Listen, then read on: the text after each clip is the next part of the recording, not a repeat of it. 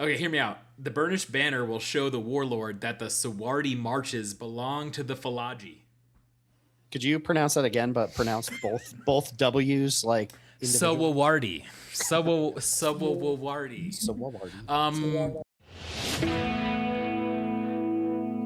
Hello, friends, and welcome back to the Jank Diver Gaming YouTube channel. My name is Timothy Zaccanino, aka Jank Diver Tim. I'm here with Danelius and Teld to continue our guild cards, peasant tier listing. We got Boros on the docket today, and I highly suggest, in the spirit of Boros and spirit of fast aggro, that you listen to this on 1.5 times speed and just get it done quicker. That's the way. That's the Boros way.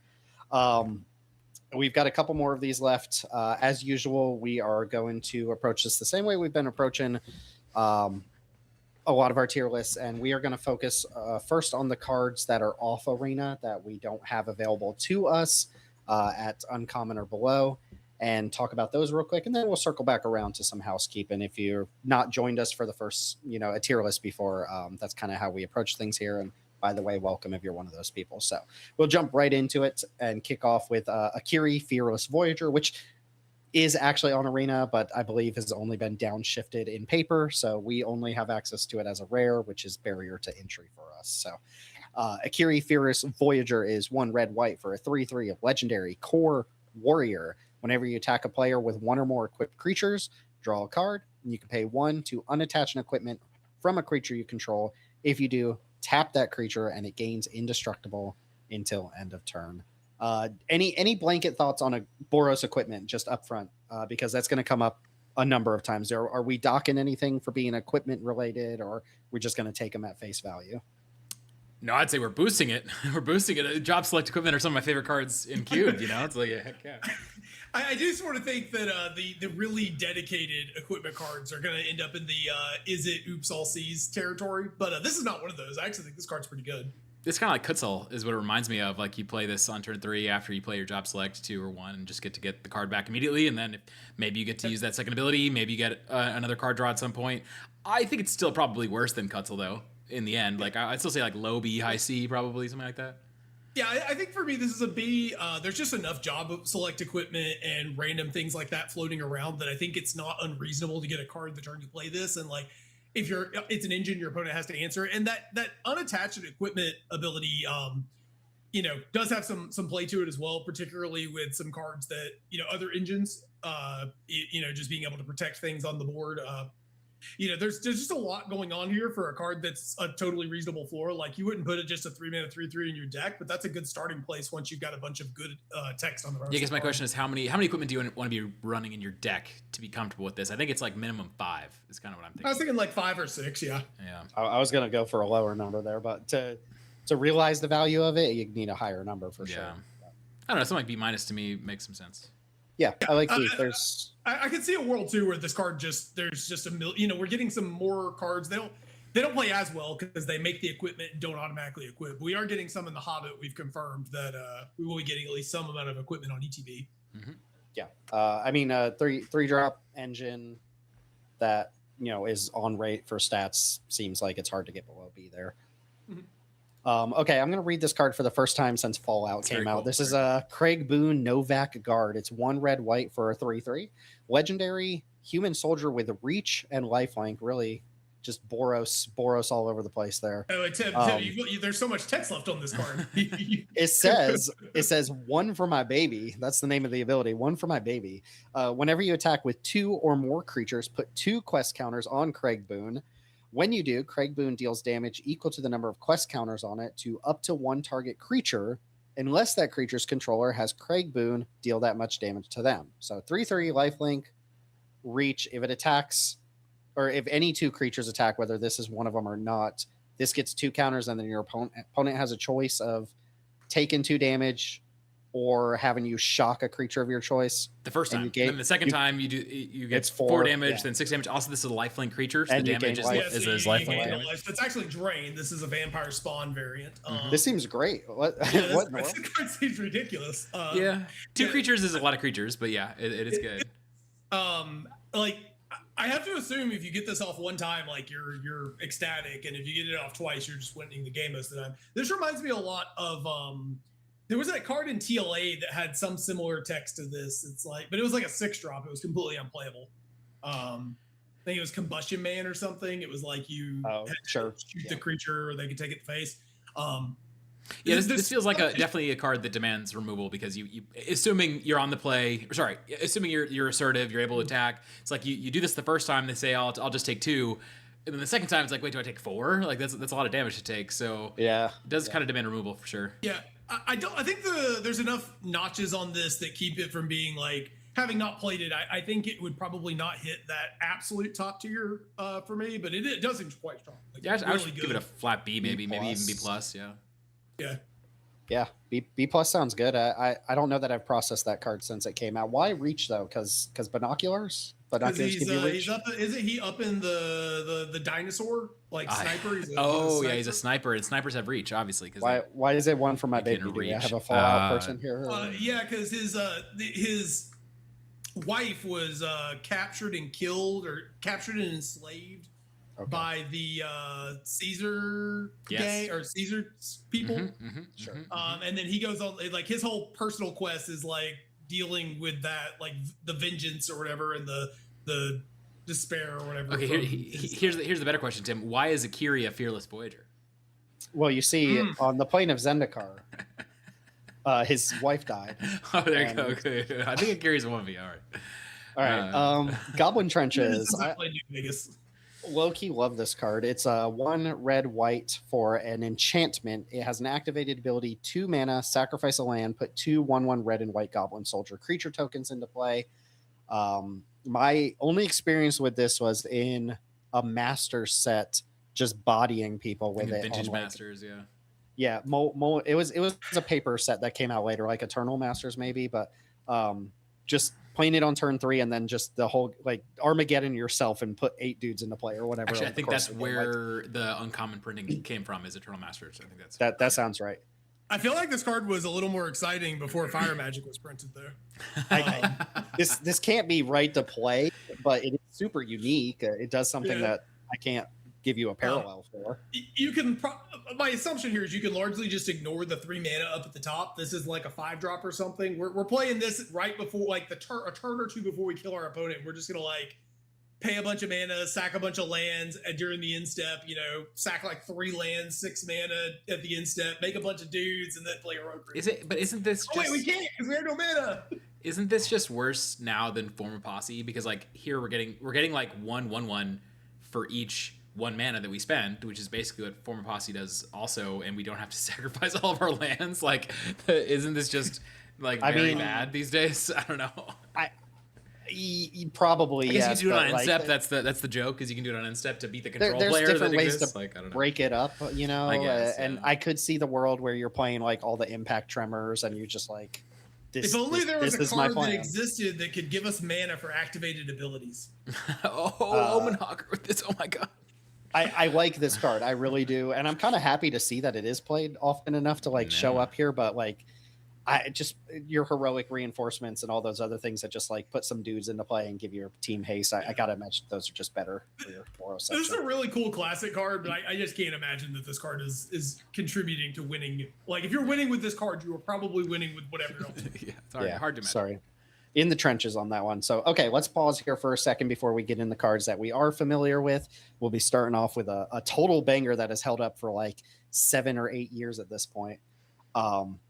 Do want to remind people that if you are interested in coming out in Cuban, playing some Peasant Cube digitally on Arena, you can find the Jank Diver Game in Discord down below wherever you're watching this. And we do host Peasant Cube drafts of the Jank Diver Game in Cube weekly, sometimes multiple times per week. There's also a link to Danelius's Peasant All-Star Cube, which is a little bit different, has a lot of the same sensibilities and a lot of the same evaluations for cards, but that's linked down below as well. And we do run that in our server as well, occasionally in the limited level up server as well. Other than that, do want to thank haganbmj. I think we're still using that tool to compile this list here. And do want to thank all the subscribers out there and all the people who have been giving us feedback on the new tier list and kind of aesthetics and system and all that stuff. We read all the comments. We appreciate everything y'all put out. So if I don't respond back, sorry, I probably got distracted, but I do read every comment that comes through on YouTube, and we appreciate those comments. One of the iterations this time around is we've added the number of cubes that each of these cards was found in. The pool of cubes that we're working from is around 100 peasant cubes on Cube Cobra. And so you can see both here and then actually on the cards themselves. While we're discussing them, it'll show kind of how often they're played, so we don't have to guess at that. But I did try to organize the tier list a little bit by function this time around. We'll see that as we go on. Yeah. Okay, well, let's jump into stuff we're familiar with. And been a minute since we got to. I say that we just did it on the Blues episode. I was gonna say it's been a minute since we had the first card go directly to S. You know. we this heroic reinforcements first Boros card has never left the Jank Diver Game and Peasant Cube. It's been there since the beginning. And I still stand by it. It's never come up to even consider it. We don't even talk about it as like a possible swap. It's just, well, there was one, but we'll get to that card in a second. Reminder: heroic reinforcements, 2 red/white sorcery. Create 2 1/1 soldier creature tokens, and until end of turn, all your creatures get +1/+1 in haste. So it's 4 power swing on top of the +1 it gives to all your other creatures. It just puts a lot of pressure out of nowhere, and it combos with everything that white and red want to be doing with the multiple bodies on board as well. Even if you're just playing like a random mid-range deck and you're just putting dudes in your deck, you're not even trying to like go wide and abuse this card. It's still like the best top deck in the world. You hit it, you turn all your creatures sideways, and you win. And you usually either win the game or like put your opponent on such a bad spot that it's extremely difficult to win. The only times it's actively not amazing is when you just got hit with a fire magic or they respond to this with a fire magic. But that's and then you'd still rather draw this than a lot of other things in your deck. Yeah. So yeah, this card's awesome. My only reason why I wouldn't necessarily say S tier is that I do feel like at this point we have a number of interesting options for this effect. We're about to see one in a second that in a lot of ways is just this effect on a different card type. I don't think it's the best white-red card on this list. We'll get to that kind of at the end near the hybrid section. So for me, I don't know that I would say it's an S. I think it's an A. I think it's a very, very, very good card. And if we look at the tier list, how do I define a excellent high picks or high cube equity? But for me, it's no longer format defining. I just because I think it's kind of it's redundant almost at this point. There's a lot of options that you could run in this slot. So I'd say it's an A, but I wouldn't have necessarily like a huge problem. There are options, but they're all like substantially worse than this card. All right, we'll talk about that. I'm not sure that's the case, but it sounds like both of you are an S. Let's start A+. Okay. And let's circle back around because I think I really should have advocated for expressive iteration as S a little bit harder last time around. Interesting because a lot of the feedback we got on that episode was that people don't think expressive iteration is all that anymore. So it's okay for everybody but me to be wrong. Exactly. Also, I don't know if y'all heard that or not, but I'm pretty sure Danielius is about to argue for Marvel Boy being S tier when we get to it. Oh no. Okay. We got the Gremlins up next, right? This is Midnight Mayhem from Duskmorn. This is 2 red/white for a sorcery. You create 3 1/1 red gremlins, and then all your gremlins gain menace, lifelink, and haste till end of turn. Respect it. I want to say this card was actually pretty good in Duskmorn, despite me having never cast it a single time in my life. It was really good. Literally never cast this card in my entire life, but this is just... I think this is a step down from the previous option and probably the one coming after it. I think this is probably the worst of this, like, make some dudes with haste effect. Yeah, effect's good. So I'd still probably have it somewhere in like the B to, if we wanted to say it's the third best one, which it is. We could go C, because then I guess you're looking at like a depth thing. But this does make the most number of creatures of the 3 of these, so there is a little bit there. Yeah, I would go so far as to say this is the best card on its own. It's just that like in a deck where you're likely to play this kind of a card, it's going to be worse than the other options because you're using this both as a card on its own and as a way to augment the rest of your deck. But this is actually something I've been thinking a lot of lately. Is I think when we evaluate Magic cards, we oftentimes evaluate them on like an empty board, and that's just not how Magic is ever played. Almost unless you've just got Fire Magic, of course. And like if you're just playing this with no other cards in play, this is the best of the bunch. But like even if you're not doing go wide things, Heroic Reinforcement probably generates an extra 3 worth of stats in addition to the 2/2s you get on the turn you play it. Yeah. So like it generates the most stats the turn you play it. It doesn't generate the most bodies, but it generates a very large amount of stats, even in decks that are trying to maximize it. This card just doesn't really have a lot of synergy spaces. Yeah, basically I'd say either it's a D because it's probably the worst of the options, or it's a C because it's still a really strong card, even if it's the worst. But it's hard to imagine really wanting to run this. It's not like you're doing Gremlin Tribal or anything. in cubes. I'd be fine with like a D+, honestly. It's like it's a good card, but it's just not really a card that has a place anymore. Right, or at this point, it doesn't. Yeah, it's weird. It's weird. This is one of the cards that like I would never normally just say that this is a D because it is good, but like it is the third best option in a line of cards that just all happen to be good. Yeah, maybe C, but low C. Yeah. That's a tough one because it's not a bad card, but it's worse than other options. So where does that go? I don't know. Maybe we should define that. It's a weaker role player. Yeah, it's a C. It's not very maybe, weak or very narrow. I don't think. D just feels wrong. Yeah. Well, let's leave it in C for people who have like 700 card peasant there you cubes go. and they're Perfect. just really trying to get deep on those gold sections. I love it. Sure. I mean, it's obviously played a lot. So, Scurry of Gremlin. So this is in that same vein. It's 2 red white for an enchantment. When it enters, you create 2 1/1 red gremlins, gremlin creature tokens, and then you get an amount of energy equal to the number of creatures you control. Activated ability is pay 4 energy. Creatures you control get +1/+0 and gain haste until end of turn. I have always been of the opinion that heroic reinforcements is on average better than this card, and I just don't know if I actually stand by that or not, because you do see this card do some pretty absurd things that heroic intervention would never do.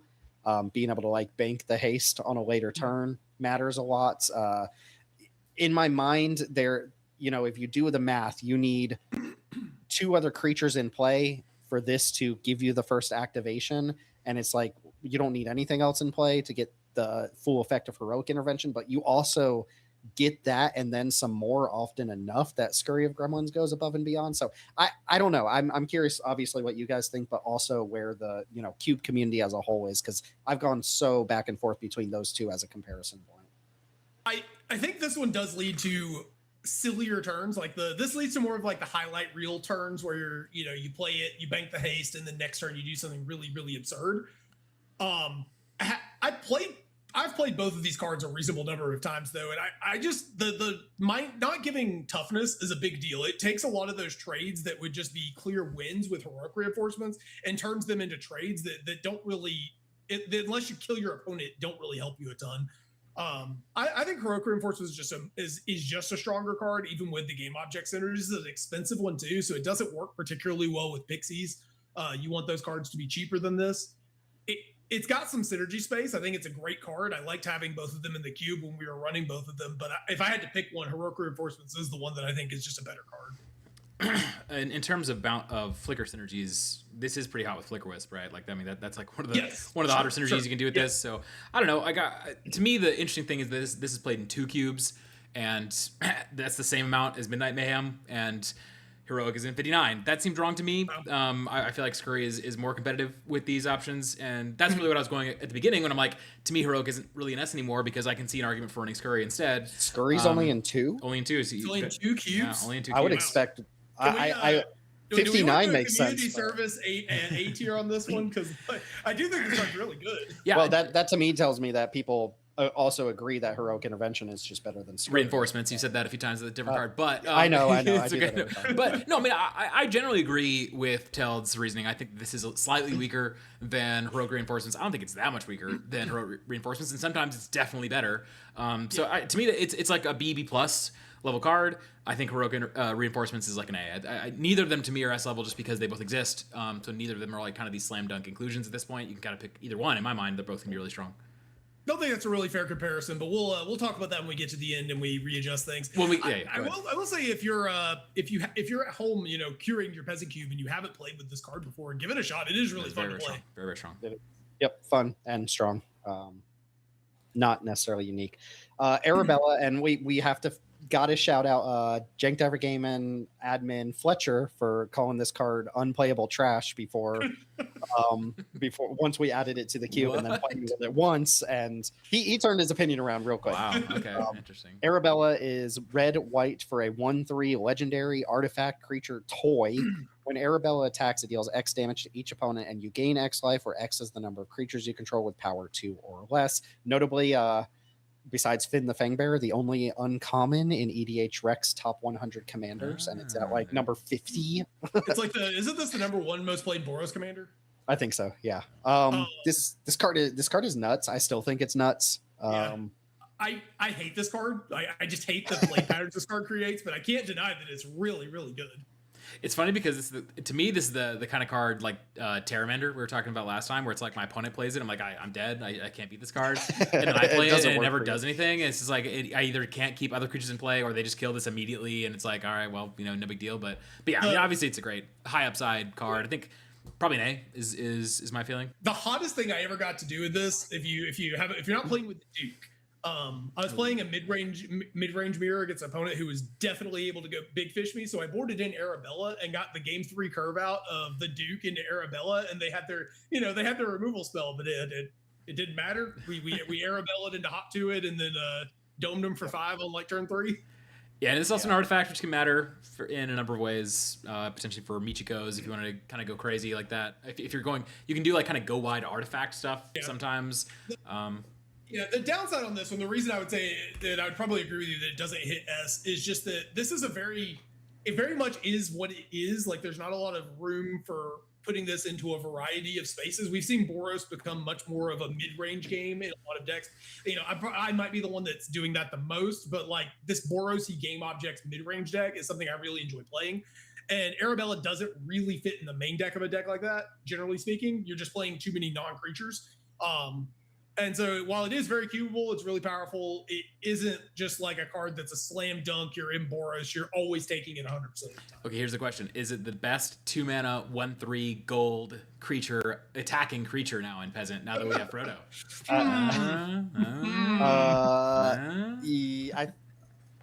I think it's better than Frodo, but that's a longer conversation. There we go. I'm going to go on Team Frodo, but I think this card is probably going to lead you to more free wins, though Frodo seems to do that quite well. Pretty dang good, as well. Mm-hmm. All right. Lightning Helix, a lot less contentious, a lot more classic. Red-white, instant, deals 3 damage to target creature or player, and you gain 3 life. This is like the Terminate to me of Boros. Yeah. I think that makes it a C, though. I don't really think it's like it's a particularly special removal spell anymore. No, it's not. I also think Boros might be like, at the current moment, it's up there with Rakdos as one of the most competitive gold sections where there's just so many cool, awesome options you could be running. That it's hard to want to run this when you know that means giving up the cards that you're giving up. Yeah, and sorry, go ahead.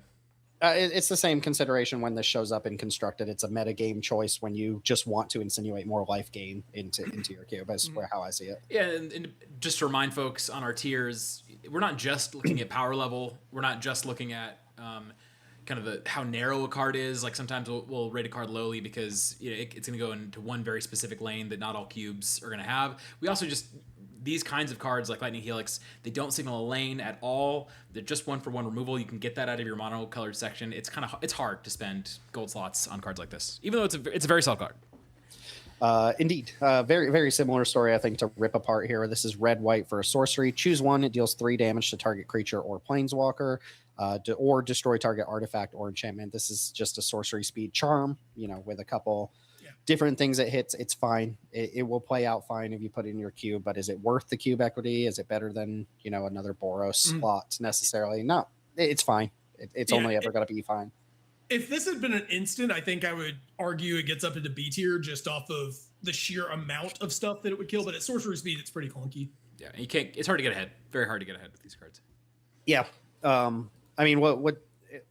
Yeah, we can move on from it. It's a removal spell. Yeah, it's a removal spell. Sacred Fire. This is red-white for an instant. It deals 2 damage to any target, and you gain 2 life, and it has flashback for 600 mana. Yeah, I do kind of like this.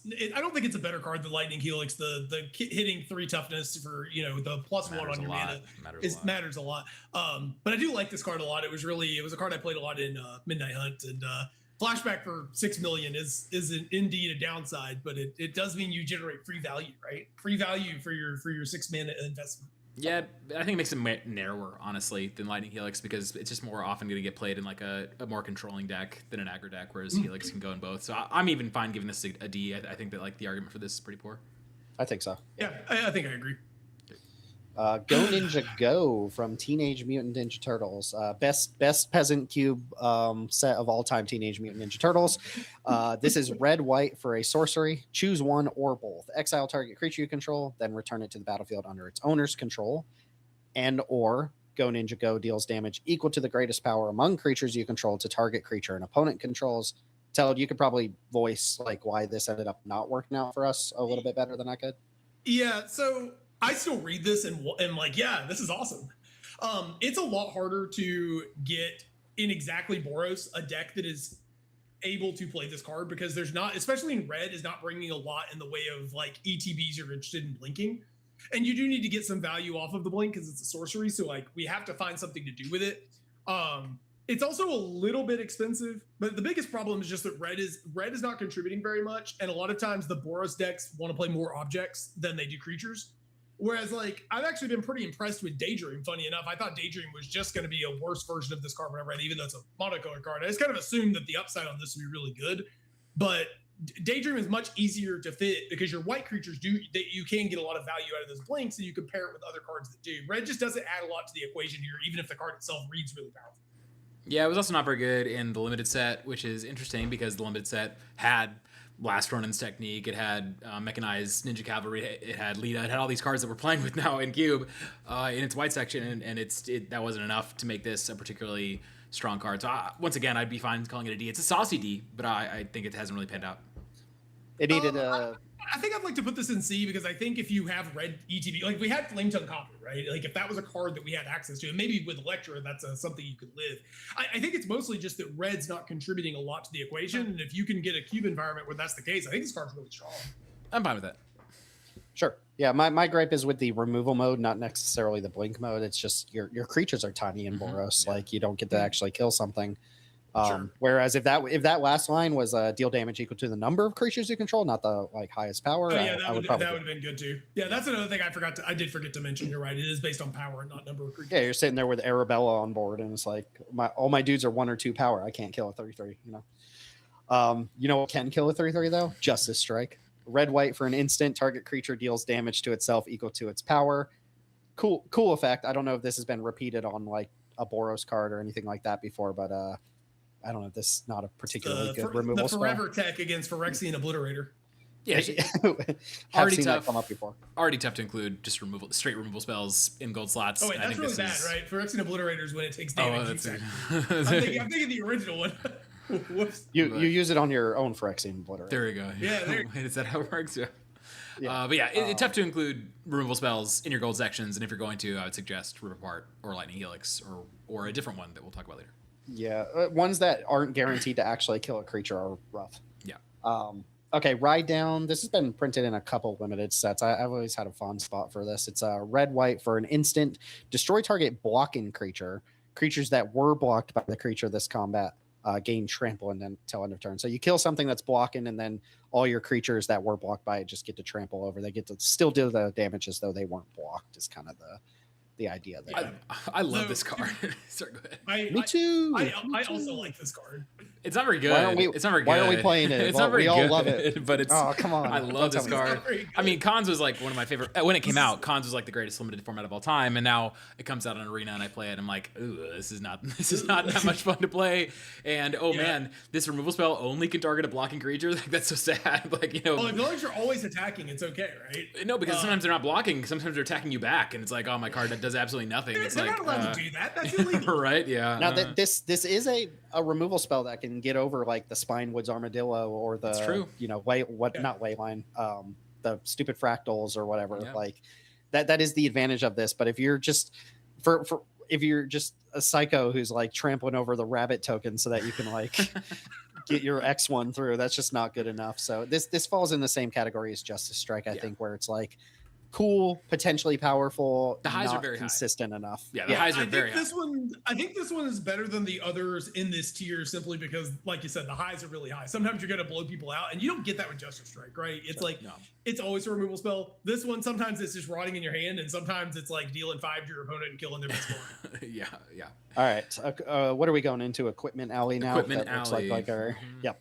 All right. So, you want to talk about this one? This one's your favorite. Oh, is it my favorite? It's a good one. All right, so this is Bladehold War Whip. This is 1 red white. For an artifact equipment, it's got for Mirrodin, and that means that it enters with a 2/2 rebel creature token, and it attaches itself to that token.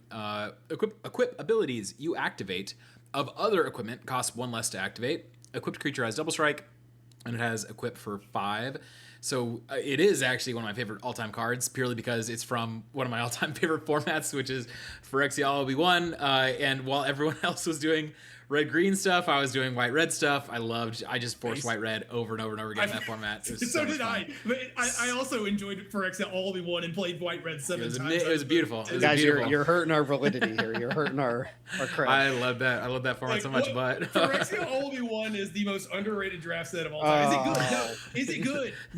No. I don't know. I think it's rated appropriately. I think it's rated. But it was fun. Come on. I enjoyed it. I think it was rated appropriately, but so ultimately, what is this card on its own? It's two objects for 3 mana, which is 1 more mana than you usually want to pay for this style of effect. But it is a pretty threatening creature on its own. 2/2 double strike is not bad for 3 mana. It's not amazing, but it's not bad.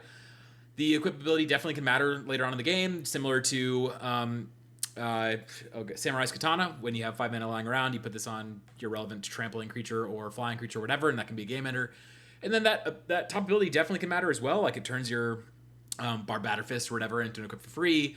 All of this stuff is, to me, enough that even if you're not like trying to seed an equipment archetype in your environment, if you just have job select style equipments in white and red, which I happily have as much of that honestly as I can get, then this card just becomes like a really easy inclusion that stands up pretty well on its own and can also be kind of a signpost for a little sub archetype. So I like this card a lot. Don't think it gets up to A range these days. I think it's more like a B, but it's really solid B.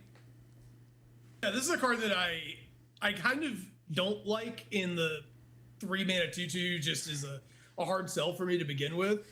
But it does all the things that I like to do in Cube, so I probably would really enjoy having this in Cube. I don't remember if we've ever played this. We might have played it when it first came out. We did.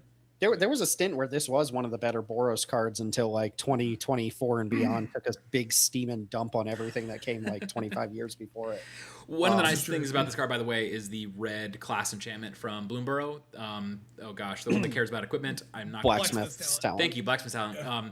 The final chapter on that lets you free equip or maybe the second chapter lets you free equip equipment that you control. And this is like the most, other than Samurai's Katana, this is the equipment with the most impactful and expensive equip ability right now in Cube. Yeah, like it. B, maybe even high B if you're that fond of it. Yeah, I'd say high B on this one. I'm happy to give it a high B. All right. Next up, we got Brunor Battlehammer. This is 2 red white for a 5/3 legendary dwarf warrior. Each creature you control gets +2/+0 for each equipment attached to it. You may pay 0 rather than pay the equip cost of the first equip ability you activate each turn. I was totally prepared to be like, this is an all-in equipment card, and it still kind of is. You kind of just want red-white equipment to be your thing before you play Brunor Battlehammer, but there is enough incidental equipment around with all the job select stuff that you probably could slot this into a cube like ours and maybe get there some amount of the time.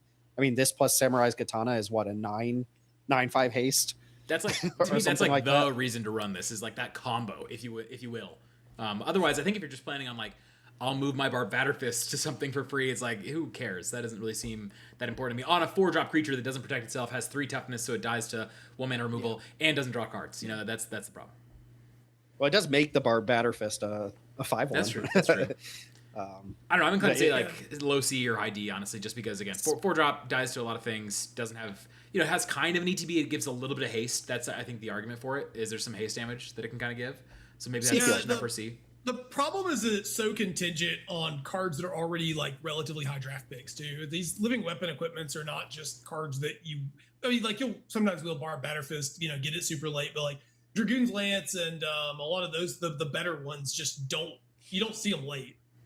I'm trying to think. The ideal scenario with this, I guess, is either Katana and just playing this as a follow-up to Katana. I guess you're going to equip the Katana to this and then swing with this for a huge... Yeah, I guess you're probably going to do that. It works pretty nicely with the flying granting ones like Dragoon's Lance. Doesn't work with any of the reconfigure equipment, unfortunately, as I've discussed before, which is a bummer. But I don't know. Yeah, maybe just a straight C is fine. Like it was very good in its limited format. It was fun and good there. So I can see it maybe. There's enough text on here that I'm fine with that. Like there are some powerful things to do with it. And I think it is good if you're signposting some sort of equipment theme, because this just kind of like screams that lane. And to be clear, again, if not for the fact that this can kind of do some haste damage, I would hate it. But it essentially has some haste to it. Straight C. Sure. Yeah. Straight C sounds good. Cole, the Forge Master, is red white for a 2/2 legendary dwarf warrior. Whenever another non-token creature you control dies, if it was enchanted or equipped, you return it to its owner's hand, and creature tokens you control that are enchanted or equipped get +1/+1. So all we've got to do is get 20 pieces of living weapon, and then this is a lord, right? It'll just There were some interest in Mortar Pod. What's the mask? The elemental mask. mask of immolation. Is that the Yeah. one? Some like cute things you can do with that. I view this almost more as a combo card with that sort of stuff than or just a straight equipment thing. This one I don't think is like incidental enough to work in a deck with a bunch of living weapon or whatever. Yeah, I think it's a D, but a saucy D because of what you said. Like, there's some cool things you can get up to with this, but it's fragile. It doesn't have, object creation doesn't really draw cards. It can kind of, I guess, with that top ability, but that's such an unreliable way of getting card advantage. So, to me, not really something that's very compelling to me, but it's saucy. Yep, saucy indeed. Very similar. All these these dwarf artificers.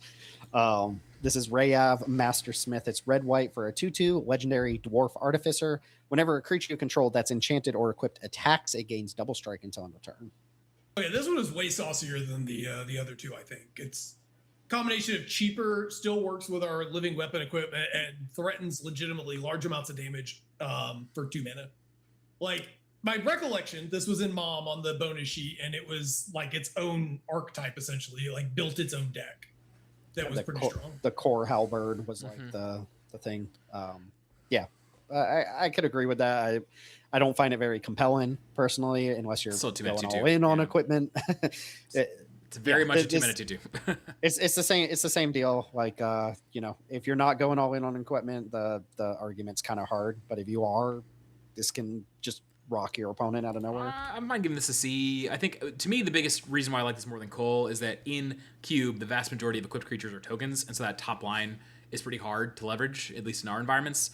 And that's not a problem for Rayav or for Bernor. So in my mind, these cards are pretty similar. They're cards that, like, they need job select equipments already in your deck. They need a good number of them, like at least 5, if not more. Kind of similar to Akiri. Akiri has probably the best payoff of here because it draws cards. And then Bernor and Rayav both deal damage. Dealer's choice in my mind at which one of these two you choose. One thing I have never considered with those those two drops is roll tokens, because they do work with enchanted creatures as well. So there might be something with Rayav and roll tokens that really pumps out damage. Monstrous Rage, or your opponent's already dead to the first Monstrous Rage, so I guess. Oh, you do it pre-combat and then attack. Yeah. This doesn't work with Rayav during the block step, right? Because it's when it attacks it checks. Attacking only, yeah. Yeah, we'd have to pre-combat our Monstrous Rage. All right, we'll be shaking the Giat here for the Rizzler. It's King of the Dwarves. It's red white for a 1/1 legendary dwarf noble with double strike. And when Giat or another dwarf you control enters, and whenever an equipment you control enters, you may discard a card. If you do, draw a card. This one feels closer to just like a gold card fencing ace. Yeah, it's got an ETB, but man, it's one toughness. For my engine cards, like this thing, if it matters, is going to die every time. It I mean, the ETB is scrap work. It is an ETB. It's just not the most compelling. It's a cool card. And calling this an engine feels incredibly generous. I mean, I guess the set to look forward to if you like this card is the next one, the Hobbit, because we're going to get both red white dwarves. We're going to get equipment matters cards. Like, maybe this becomes something exciting for you, but I think 2 mana 1/1 is just very, very tough to get. But the last 4 cards have been dwarves that care about equipment. There you go. Yeah, that's true. If you're playing all these cards in the same environment, you're gonna love. You can play Giat, yeah. You literally, I guess you literally can't flood out as long as you can keep playing dwarves or equipment. As long as your 1/1 survives. Yeah. Well, just equipment, and then your Cole will put it back in your hand. Hey, there you go. It's a Rube Goldberg. I love it.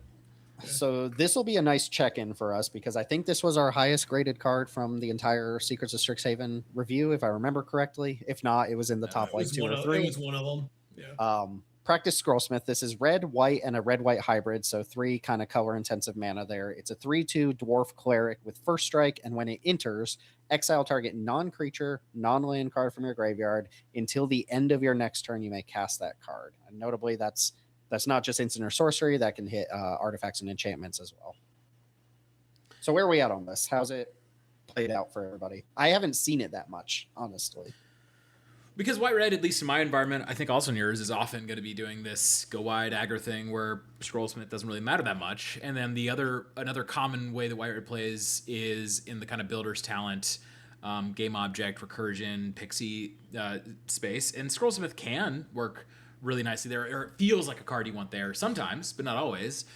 It's honestly going to be at its best in kind of like a Jeskai control deck on in some ways, or really, in my opinion, it's at its best with Ephemerate, and that's a card that neither of our cubes have access to. So to me, this is like a general cube card is still really, really strong. I think in our environments where Daydream is the only card we have access to, which is not nearly strong with this, it doesn't make as much sense. It's not as exciting. So I think maybe for our environments, it gets like a B, a low B even. But I think if you're playing with Ephemerate, this card seems like just a slam dunk combo. Yeah, I'm still pretty high on the fact that this card's floor is really just solid. Like 3/2 first striker is a totally reasonable starting point. Non-creature means that you get to buy back stuff like Carrot Cake and Citizen's Crowbar and stuff. I will say that like the biggest thing, I think I've put this in my deck one time because one time I had it, I just didn't have a way to get cards into the graveyard. I had like 3 cards that I could actually get in the graveyard, which is a problem that comes up with these game objecty Boros cards or Boros decks, right? Is sometimes your cards are just going to be on the board instead of in your graveyard, which is normally a good thing. It just means you can't use this card. But if you're putting this card in your deck, you've got to have some willingness to just run it out on curve. And the less you're willing to do that, the worse it's going to play out. Like first time I drafted this, I kept waiting. And I think I lost at least one game because I refused to just. I would rather lose the game than not get value off of my card, and that's a me problem. That is not a this card problem. To be clear, I think the card is very powerful. I think the card is clearly very strong. All I'm saying is that there's not necessarily a lot of white-red decks where the drafter's like, oh, yes, what I need here is practice Scrollsmith. So there's a little bit of cube equity problems in our environments that I think are less likely to come up in like a 360 playing with Ephemerate because that's just such a clear pairing with this that it's going to make like people more excited to draft it. But in our environments, it's not always going to go drafted. This was also the combo piece with Go Ninja Go, and I never got to disassemble that and was sad about it. I would still say it's a B. I think it's a really strong, really solid card. I mean, maybe even gets to A.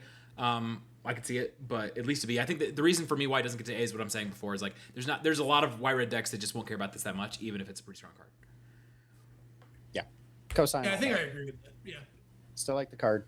Probably a little bit lower than I think I probably initially rated it. Boros Charm up next, another classic goodie here. This is red-white for an instant. You choose one. Boros Charm deals 4 damage to target player, or permanents you control gain indestructible until end of turn, or target creature gains double strike until end of turn. This hard counters fire magic, boys.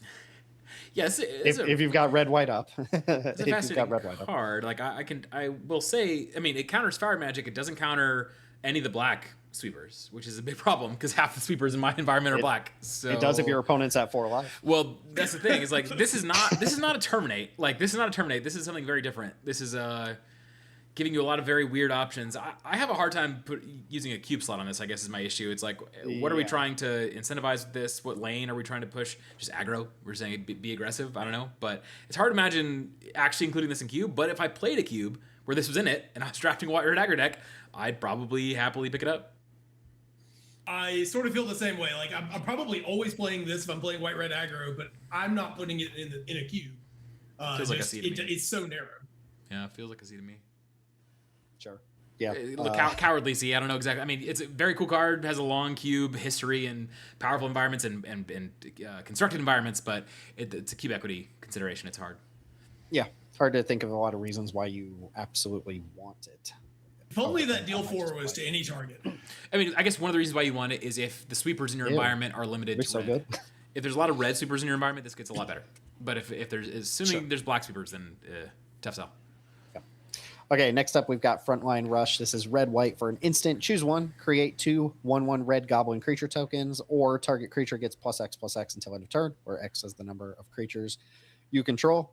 As the resident Raise the Alarm lover, I'm a big fan of this card. It's not currently in the Jank Diver Gaming Cube, but I do like the idea of Raise the Alarm and Might of the Masses on the same card. They play in different spaces of what Boros decks like this want, where it's both the the creature creator, if you just need the dudes on board and also like a payoff for having the dudes on board, sometimes you do sneak in like a +7/+7 on the second mode. I'm still not going to go to bat for it like super highly. I think it's still probably like a C level card, but I don't think it's like I like it. You want to always pick the second mode on this card, but like I saw the first mode come up way too often, and as a certified raise the alarm hater, I'm not interested in red white raise the alarm. This card sucks. I think the problem that this card has is that like if you're in the board state where you just have a huge board and you're white red, you're gonna win that game. It's like how often as the white red player do I have a big board and like darn it, I just can't win. There's nothing I can do here. It's like that never happens. I mean, I would argue it does come very up, often. Really? But like you'd still rather have Steadfast Unicorn or any of the like things that actually pump your team, because then like you can turn your like if this doesn't win you the game, right? I mean, it probably does in a lot of spots, but like if you attack, you turn all your dudes sideways, and then this doesn't kill your opponent, it puts you in such bad spots. But I just found most of the time this card just got cycled for 2 mana on the raising. I guess that's the issue is like that second mode kind of needs to win the game. You can't just use it to win a combat. Like whereas with Unicorn, you can just have 4 creatures. You attack 4 creatures because you're able to, because the Unicorn is enabling an attack with a bunch of 2/2s. This doesn't work the same way. I don't know. When I played with it, I found that I was just every single time using that top mode, and that for me it's I played it in a couple of decks, and every single time used the top mode except for like once. This card is closer to raise the alarm than not. I think it's fine if like that's what you're really interested in. If you get a really deep section, I can see this getting to C because like it does fill a role, but it's just this card has no sauce. Like the +X mode just doesn't come up enough. It's so saucy. It's like it's raise the alarm. The sauce and you got extra sauce on it. You could take a Sharpie to the bottom part of the card and it would be the same card. I'm raise the alarm that 10% of the time is you called it 5% of the time is win the game. I'm okay with that. Yeah. Again, I'm not arguing for anything above C, but I'm gonna go low C on this if Teld will join me there. Okay, I'm there with you. I'll give you low C. Yeah. I mean, I also am. I think raise the alarms are good. Yeah, you're higher on raise the alarm in general than either of us, I think. Too. Yeah, of course I'm gonna evaluate it higher. Okay, we got another Boros charm. What did we have this many modal cards in the other it feels like it's just been all maybe it's because they're all grouped together here or whatever. Maybe, yeah. Warhold Charm is up next. This is red white for an instant. Choose one. Each opponent sacrifices a non-token artifact of their choice, or return target artifact or creature card with mana value 2 or less from your graveyard to the battlefield. Notably, Arabella is mana value 2 or less. Or creatures you control get +1/+1 and gain trample until end of turn. I like this more than Boros Charm if you're just doing the charm to charm comparison. Yep. Also, I don't know if I like it that much more beyond that. Top ability has some relevance against Arabella or other cards of its ilk, like Pepper Potts. Yeah. You know, there's definitely some more and more cards that we're getting that this has relevance against. Non-token definitely can matter there. It sucks if they've played like their Tithing Blade or whatever, and then this does nothing. But or if they played like their Job Select Equipment and then it doesn't do that much. But there's times where it'll nab a creature that matters. Biggest problem I have is that charms are supposed to be cards that are like always good, right? They're supposed to be cards that always have uses for you when you put them in your deck. That's why you put them in there, is your trading power for flexibility. Mm-hmm. But this card doesn't do anything if you play it on turn 2 most of the time. Like the top mode just so often bricks, and then the bottom 2 modes are not going to do anything for most of the game, or for large portion of the game. This is a charm that fails at being a charm. They're not a fan. The modes are powerful. The 2 modes, all 3 modes are situationally pretty good, but it doesn't get the Platonian ideal of a charm. I need like Prismari charm. That's a charm. I like what Tim said at the beginning. I think the way to see this is bottom mode is what you're using this most often on. Sometimes they kill your Arabella and you use the middle mode to reanimate your Arabella. I think that's like very often what's happening. And I think this package is fine. To me, it's similar to like a frontline rush. I would never play 2 mana instant speed creatures you control get +1/+1 and trample, even though that is a unique effect for white and red. I still don't think that's a card I would care about that much. But the package of these two together, I think you can do worse. I think this is similar places like a lot of these removal spells in my mind. I think I'd go D, but I mean, if you guys are both in the C range, I'm not going to fight it. Yeah, I mean, it's like I almost said you got to think about it like it's not a charm, but it's like it's a charm, so it's dumb to say. But like it's just not a charm that gives you the out on turn 2 to cycle it into something else. It is still relevant later in the game. It's just not a 2 that you play on 2, and I think there's still room for stuff like that.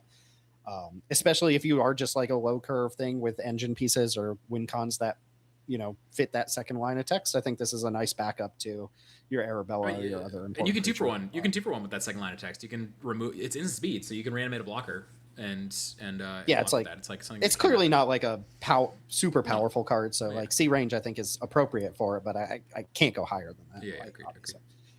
Mm-hmm. Sky Knight Vanguard is up next. This is red white for a 1/2 human knight with flying, and when it attacks, you make a 1/1 white soldier creature token that's tapped and attacking. Why did it have to be tapped and attacking? I know tapped and attacking is. I was just thinking, like, when I saw it in the up next, I was like, oh yeah, we haven't played this card in a while. Why are we not on this card? It's like, oh yeah, it doesn't just make a token.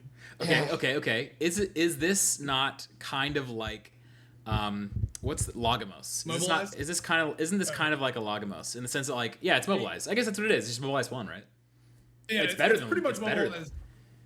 Yeah, it's slightly better mobilized 1. The problem is like you're using a gold slot on it. I don't think it's a bad card. Like, it's a 2-drop evasive creature that generates cardboard. Like, there's space for this card. It just is I sort of feel like it baits you to think you're gonna get actual value off this card, and I think you're gonna have to work for that. You're gonna have something in play that cares about you making a token, or like a Rosy Cotton or something, in order to really. If only those were the kinds of cards that we played in Peasant, like Litas or Mutanimals or Rosy Cottons. Like, I don't know. I've looked at this card many times and been like, this feels really close to me. The 2-mana 1/2 flyer part is a bummer for sure. But I don't know. Like, I feel like this card could be quite annoying to deal with, especially in like a synergy space where creature fall matters. I like this card. I feel like it's close. It's a card that you kind of also have to play on turn 2, but like that's true of a lot of cards that are aggressive coded. Yeah, I mean it gets blanked by reach creatures. It gets blanked hard by lifelink creatures. Like, you can't attack into your opponent's lifelinker with this. I just don't like tapped in attack, and I think is a liability more often than it's a benefit. And I don't think the output here is strong enough when you have to have this on turn. It has to be your turn 2 play. Like, it's so bad beyond turn 2. I don't know. I'm not really seeing it these days, but there's clearly output here. If you want to give it C, I think you could do that. But I don't know. It seems like a D to me. I'm just trying to think of like, name me a 2-mana card that can pop out a 1/1 every turn potentially. Like, we're talking things like TPI, things like Mischievous Mystic. Yeah, like, engine cards that we have a lot of respect for, is I guess what I'm saying, is like, name any other 2-mana creature that can do this, and it's going to be a card that we highly rate. So the only negative here, in my mind, is the fact that it has to be tapped and attacking. But again, white-red kind of wants that anyways. Like, most of the time, it gives it haste. You get that. The argument is, okay, it has to be tapped and attacking, or it has haste. Like, I could see going as high as B on this. I guess is what I'm saying. Like, I think 2-mana engine creatures are premium in Peasant, and I think that this will play out that way quite often. I don't know. I think there's enough pushback against B here, right? Like, this card is at its absolute best when your opponent just doesn't put anything on the board. Like, and that's not how I don't want to evaluate. No, I'm only going to be this. If this is a card that's good at punishing when your opponent doesn't play the rules. I love cards that punish my opponent for playing everything. This card is at its best against mana screwed opponents who never do anything in the game and can't interact with a 1/2. Well, no, like, I just feel it as it's a synergy. It is a synergy engine creature that works really, really well with Rosie, with Mutanimals, with Lita, with all these things that care about creature fall. We have a lot of those, and we're getting more and more all the time. Like, name me. There's no Boros card that really does this. I don't know if there's any 2-mana card that creates a 1. Like, okay, let's do the test. If this were a black card, oh my god, I would slam dunk. I would slam dunk it into my cube so fast. Are you crazy? Yes, like I think the biggest knock against this card is just that Boros is a really stacked section. But yeah, I think that this card has enough output. Like, we talk regularly about cheap cards that can just continually produce output. And yes, Reacher's other blocker, like flying blockers and stuff, can block that. But like, I'm never going to fault a card for other flyers existing. Like, well, it has to be like a 3/3 flyer too. It's like, or 2/2 flyer, and there's not even that many of those running around. Most flyers are small. The most common reach creature in our cube is Atsakan Archer, and it's a 1/4. It doesn't whatever. You block my token. I don't know. I'm talking a little bit out of my butt here because I haven't played with this card since M20 limited, so it could be way worse than I'm thinking. I'm thinking in my mind about 2-mana creatures that can pump out 1/1s every turn. There's not that many of them, and almost every single one of them I think is like really strong. So I'm inclined, based on that evidence, to say that this is probably better than it seems. Yeah, I think I'm gonna be here as well. Just the template here is really strong, even if it's been a minute. We played this in the Jank Diver Cube at one point, but it was well before we cared about Creature Fall, so it was mostly just an aggressive card. And there, I think it probably would be kind of a low C to D level card. But the unbounded make a dude part of this card is compelling. All right, well, I heard B from Teld, so I'm going to say B too. Yeah, you both say B. I think B is nuts on I would this. say B minus, honestly, is where I'd be leaning. I would say this is a straight D. D. Maybe, actually, hold on, Dan, let's go C plus, because we did mention, like, we are mentioning a bunch of very specific interactions. That is, like, kind of how we usually rate cards at C. Let's go C plus. Yeah, I guess it's fair. Yeah, I don't know. I want to try it. I guess what I'm saying. I want to try it. I want to find some room for this. Well, I'm compelled. Yeah, 14 cubes. Those 14 cubers can tell us how it performs as well. That makes this one of the more highly played cards on the list, honestly. I'm pretty compelled by this, even if I'm not convinced it would be really good. Yeah.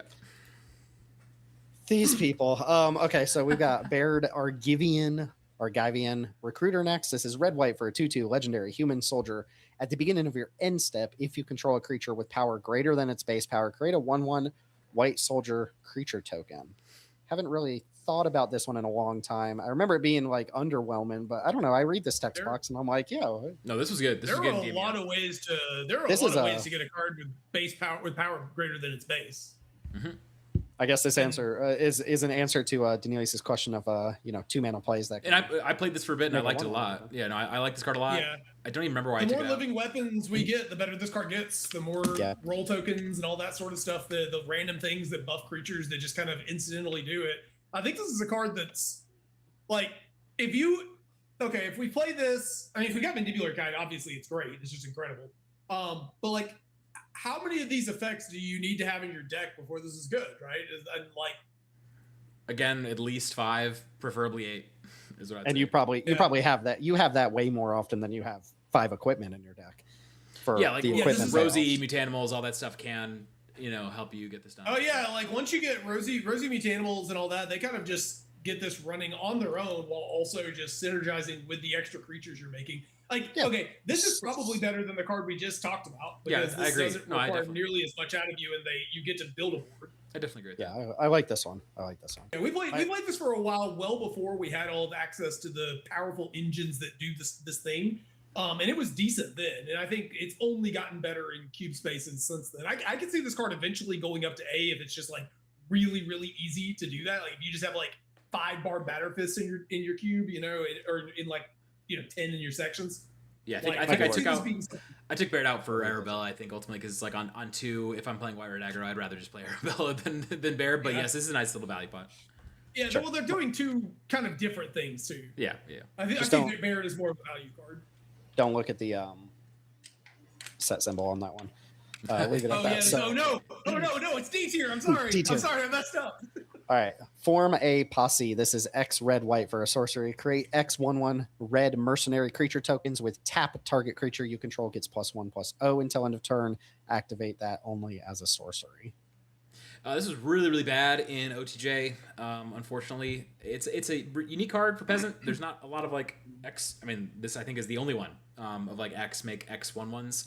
Mercenaries are that you'd like to read them and be like, oh, that's way better than 1/1. Not really. It's pretty close to a 1/1. I'd say it's like a very marginal benefit on top of that.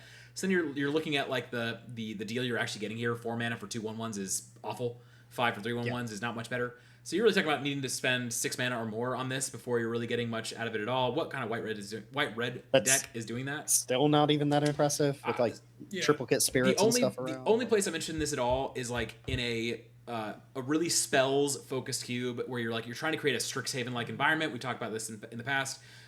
Where you're like you have really big spells that you're trying to win the game with. This has the potential to be a really big spell that's doing a lot of things, or having a huge impact on the game.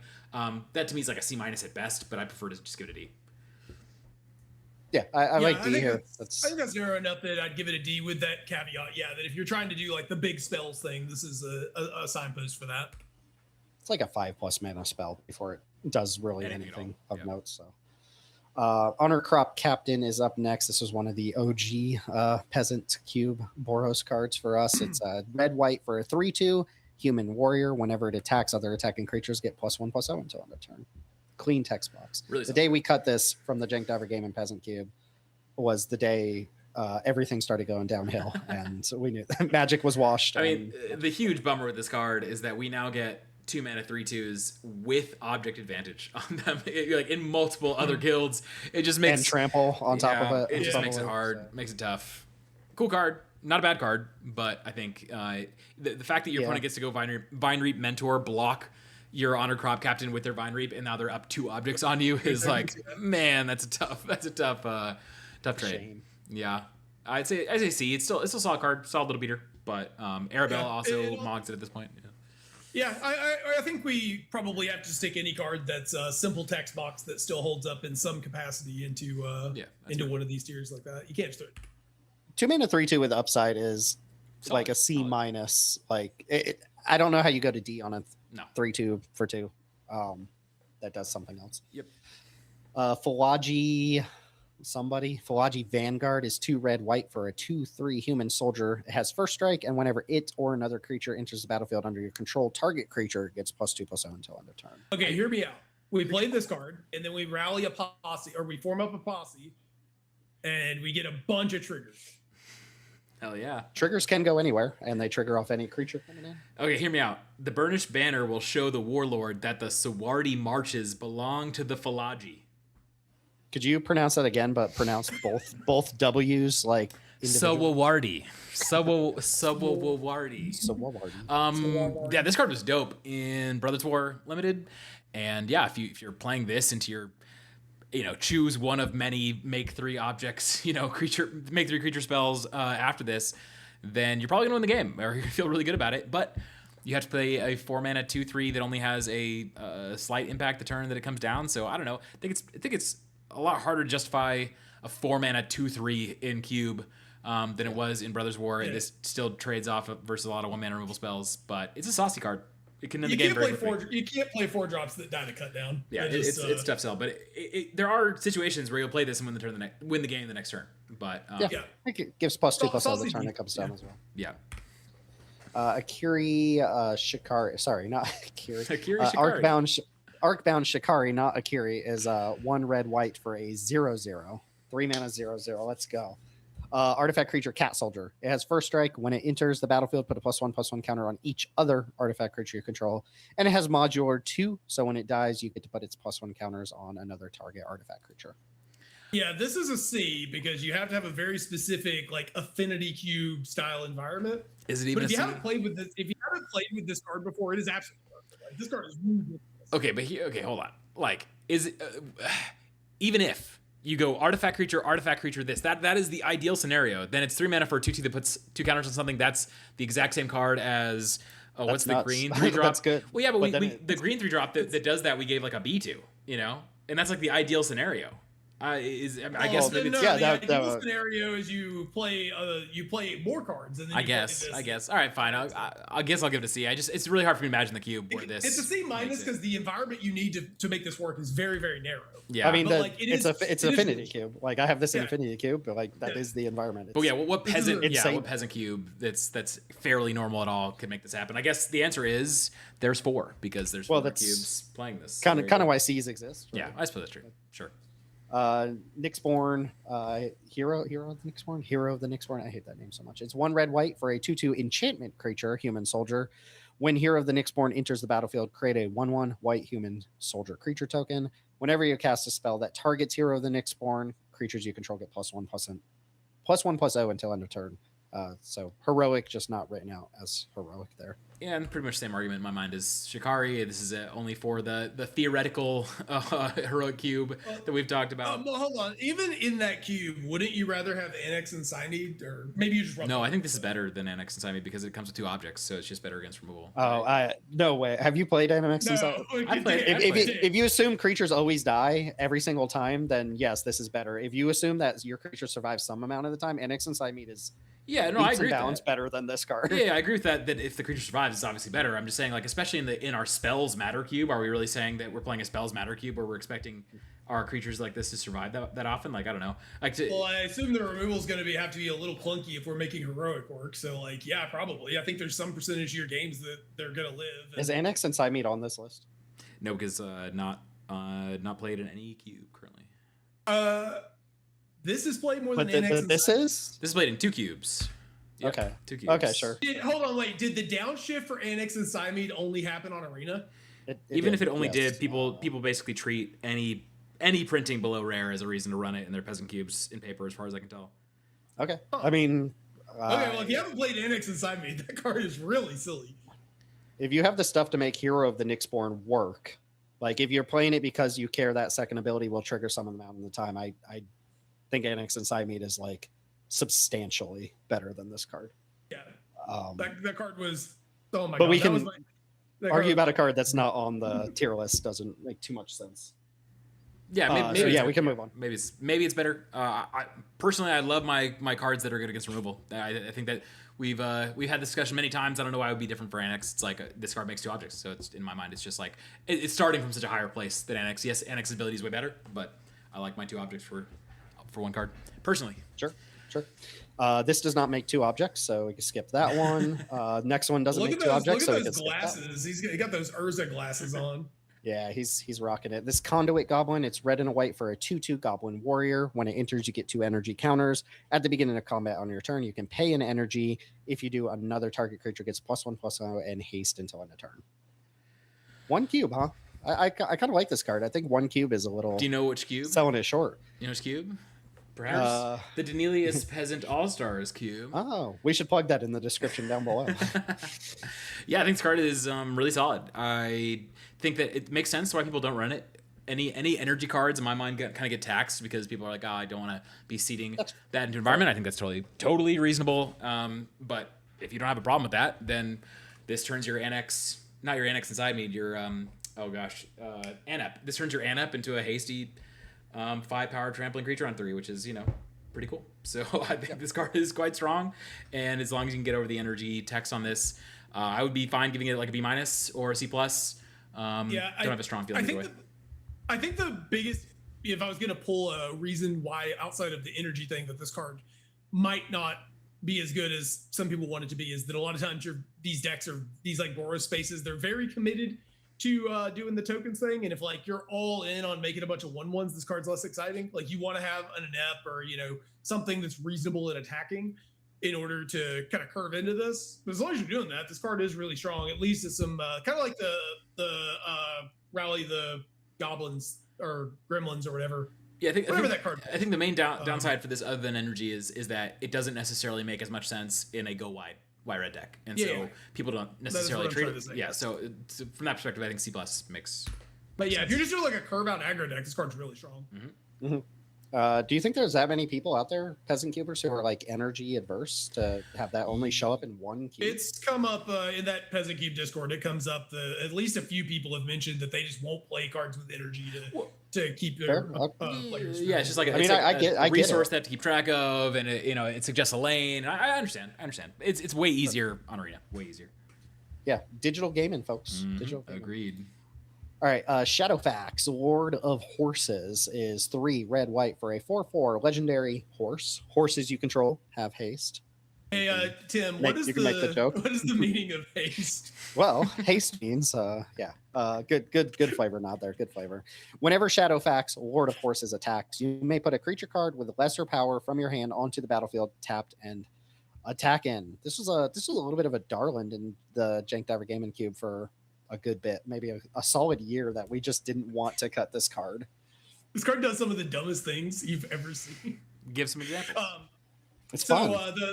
So Combat Thresher is a really easy example where this card can put Combat Thresher into play, and it comes in as the 3/3. So you basically on turn 5, you ship with this, you put a 3/3 double strike attacking into play and then draw a card. Hero of the Dunes is another really good one. You play it, you reanimate something, now your board's better. Eagles of the North was another good one. Eagles of the North, yeah. There's like a handful of specific, good low power cards that this card wants to be flipping into play. But that was compelling enough that we kept it in well past it when we felt like it was time to go ahead and remove it, because it was just really cool. Mutanimals is another one now, like a recent edition that's kind of hot with this potentially. Though I guess the fact that Mutanimals has to be attacking, not as cool. I don't know. Yeah, I think the card is extremely cool. Very cool flavor. 5 mana is a lot of mana for my white red deck. Would I recommend it? Yeah, that's tough. I think I wouldn't recommend it as like a It's something that suggests a lane that there's like no other support for too. Yeah, but I guess one of the things I like about this card a lot is the cool factor is really high in this. There's like combo potential with this. It gets the gears turning, and it's not weak. It's not a weak card. It's like a B- in Lord of the Rings Limited. It's not a bad card. It's just expensive. Yeah, this is like probably the sauciest of Cs because I think you have to seed some extra support for it, like specific cards to flip, like Eagles. If you're not on those, I wouldn't run it. But this is incredibly saucy. This card has so much aura. These people brought saucy to the table today. We need a new word. Yeah, saucy is it's the main set review word we've. Do me a favor, commenters. Go to the comments down below and just type #saucy. It'll be good for the algorithm and it'll make me happy. Also, suggest more fun words we can use. There we go. Yeah. Okay, you know what? This card is saucy. This is a saucy card. This is very similar to the last card. Yeah. Yes, if you put your thumb over the art, this card is fantastic. It's the Neutrinos. It's a 2 red-white for a 2/4 legendary elf rebel with flying. It has Alliance. Whenever another creature you control enters, the Neutrinos gets +1/+0 until end of turn. And whenever the Neutrinos attacks, exile up to one target creature you own, then return it to the battlefield under your control, tapped and attacking. I have had that you own thing happen. Somebody stole a Krang and Shredder from me, and I was able to blink my own Krang and Shredder back to my side of the battlefield, and won that pre-release off of that. Well done. A couple things here. So, I mean, it's a 2/4. It's a 2/4 for 4 before you untap with it, which is rough. The Alliance ability does make this hit a lot harder than you might think if you haven't played with the card, because you untap with this, you play another creature, it gets +1/+0. Then you attack with this, you blink out, that creature comes back in, it gets +1/+0 again. So this often attacks as a 4/0, sometimes even larger than that if you're blinking out. Like also gives your follow-up haste, right? Because you can play it, you blink it, and then it's attacking. Like this does more than attack as a 2/4 or 3/4. But it is another one. It's like the Falaji guy, very similar in that it's understated for its cost. You have to untap with it. You have to be in a position where you've got other stuff in play and doing more than like, it's asking a lot of you to get the full value out of it. But man, it's super cool. Having evasion and being able to generate value are nice upsides compared to the Falaji, though that one's probably more likely to just like wombo combo kill you. Well, and Falaji has an ETB, and this doesn't have an ETB, which is, that matters a lot too. I don't know. I like this card a lot. I think it's very, very cool. I think it's a really cool D. I just can't imagine. It's very hard for me to play with a 4-drop that you need to untap with and attack with that's undersized in Cube. It's just like, regardless of the color pair, and I don't think that this even makes that much sense in this color pair. I think maybe in white-blue, this makes a little bit more sense, honestly, but I don't know. We talked about this a lot in the set review. For Turtles, I love the card. I thought there's so many things you can think of to do with it, but it's 4 mana, it's undersized, it doesn't have any ETB, it has to attack to anything. This is like a definitional D to me. And ugly art. And ugly art, yeah. But it's very cool. No offense to Brandon L. Hunt, of course. Your craft is great. Your assignment was not.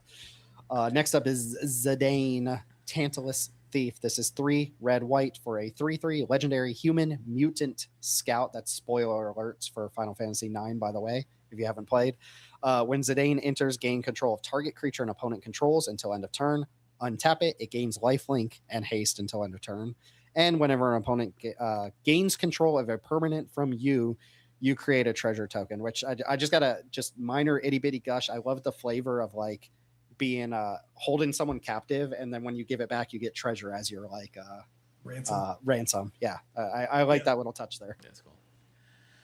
This was not great in Final Fantasy, if I recall correctly. I didn't play that format a ton, but my recollection is that it was pretty medium. I think that red-white is not going to have ways of like sacrificing things that easily, though I suppose if you're playing in paper, then you're probably playing this alongside Goblin Bombardment. That makes more sense, I suppose. Other than that, though, there's like no free sack outlets in white or red that I can think of. So this is kind of a finisher, but it's, again, very undersized. I don't know. This is not speaking to me very much. Pretty good with the neutrinos. Because you play it to give neutrinos haste. Wait, no, but it would be the turn after. No, take another. Well, no, we play it to take our opponent's card, and then we blink it. I see. Yeah, I don't know. If either of you played with this a lot and have strong opinions on it, this one doesn't really speak to me very much. Undersized, needs your opponent to have something impressive in play. Doesn't draw cards, doesn't make objects very easily. I don't know. I think it's a pretty decent card. It just doesn't really fit a lane. It doesn't really do anything that, and like it not having haste. I know, like obviously having haste would have been probably miserable for the limited format or something. I don't know. People aren't allowed to attack anymore. But you know, the fact that it takes a card and then you don't get to attack with this, we're expecting to continue playing with our finisher. Like you only play these cards on the last turn of the game, so like it kind of just doesn't function as a card, at least in like the way you would want to play it in Cube. It's a little too expensive for that sort of stuff. Yeah. I think it gets chump blocked. Like the creature you take probably gets chump blocked too, which is like it's fine, but there's just so many more powerful things you can be doing. One thing we should have said at the beginning, by the way, I'm a huge white-red fan. White-red is like my favorite archetype. I'm a big white-red aggro player. Teld is a big white-red mid-range player, and Tim plays white and red with other colors, you know, in his life. So you know, white or red. But here's the problem. I'm a red-white. I'm not a red-white player, but I respect red-white. You guys are red-white players who respect nothing other than red-white. No, that's not true. That's not true. I want everything to be red-white. I just don't enjoy. I respect without enjoying. But no, the reason why I bring that up is that if we look at a card and none of us are excited about it, that's to me just kind of like, what is this doing? Like I'm already down here on it, and then you guys are also down. It's a telltale sign. It's a D. Flavor win, not a cute win. Hunting for reasons because it's one of my favorite games, but they're not quite one. there. Ash Party Crasher is up next. It's a red-white for a 2/2 haste. It's a legendary human peasant. It has celebration. Remember the celebration mechanic? Whenever Ash Party Crasher attacks, if 2 or more non-land permanents entered the battlefield under your control this turn, put a +1/+1 counter on Ash. This is a really good card. It was amazing in Wilds of Eldraine, and I think it just gets way better, honestly, in Cube because double permanent falling is exceedingly easy in Cube. So this will be a 2-mana 2/2 haste that gets to attack for 3-on-3 and 4-on-4 and et cetera, et cetera. Very much demands a removal spell in my experience. It is still a 2-mana 2/2 that can't draw cards, make objects, so that to me is like a ceiling B. It doesn't have the reach that Arabella has access to that can kind of kill you out of nowhere, but really, really solid 2-drop and would never be sad to see it in any Cube. Yeah, it's very much this is your on-curve aggro card. Mm-hmm. So I don't play a lot of it, but it is good. Like, you know, and even some of the like more game objecty space you can use this. You play this on 2, you play like a carrot cake on 3, and now you're triggering it. Mm-hmm. So it's pretty easy to just like play living weapon equipment and things like that and get this rolling. It's kind of boring, but it is good. Yeah, that's the problem with Boros is you got all the overrun effects at 4, and then you got all these like solid 2-drops at 2 that are all like in the same space with Baird and Ash and Arabella and even your Sky Knight and your Conduit Goblin. There's just so many 2-mana red-white decent dudes. You just don't have. And then you have all these mid-rangey, really cool cards that you're not allowed to play because they don't fit the rules of Cube. Yeah, sad time. Okay, let's put people to the test here. Let's see. Check back in. So I think we so the next card is Pursue the Past. It's red-white for a sorcery. You gain 2 life. You may discard a card. If you do, draw 2 cards. And then you can flash it back for 2 red-white. And I don't believe we reviewed this in our Secrets of Strixhaven review. And then the story of Secrets of Strixhaven early on, I don't know if it ended this way or not, was that this card was like incredible. Number 1 common. Did it end as number 1 common? Let me check, but I thought it did, but I can check. The camera over there is zooming onto me. I know. I changed the settings beforehand, and I back to the drawing board. Okay, but I watched Dan, on Saturday play this card in multiple games. He just had unplayable hands that just this card magically fixed into playable hands. It's incredible. I think this card is incredibly good. I think that. Wow, my camera is just completely losing this. All right, thank you. So yeah, I think this card is incredibly good, and I think the way that it clicked for me, I heard somebody else describe it this way, and it was like, oh yeah, that's totally right. This is 2 mana, gain 2 life, discard a card, draw 3, because you're drawing the 2, and then the card goes in the graveyard, and it works in the graveyard as just another spell that you get to cast. Yes, it's an inefficient spell, that is true, in the graveyard, but it is still a spell. It is a way to spend your mana when that is a thing you want to do. So 2 mana, gain 2, discard a card, draw 3 is like a crazy rate, and I think that's effectively what the card is. I think it's just a very, very strong card, and I would have no problem, like with very little evidence, not a ton of experience with the card, I would have no problem ranking it as one of White Red's better cards at this point. I think it's really, really strong.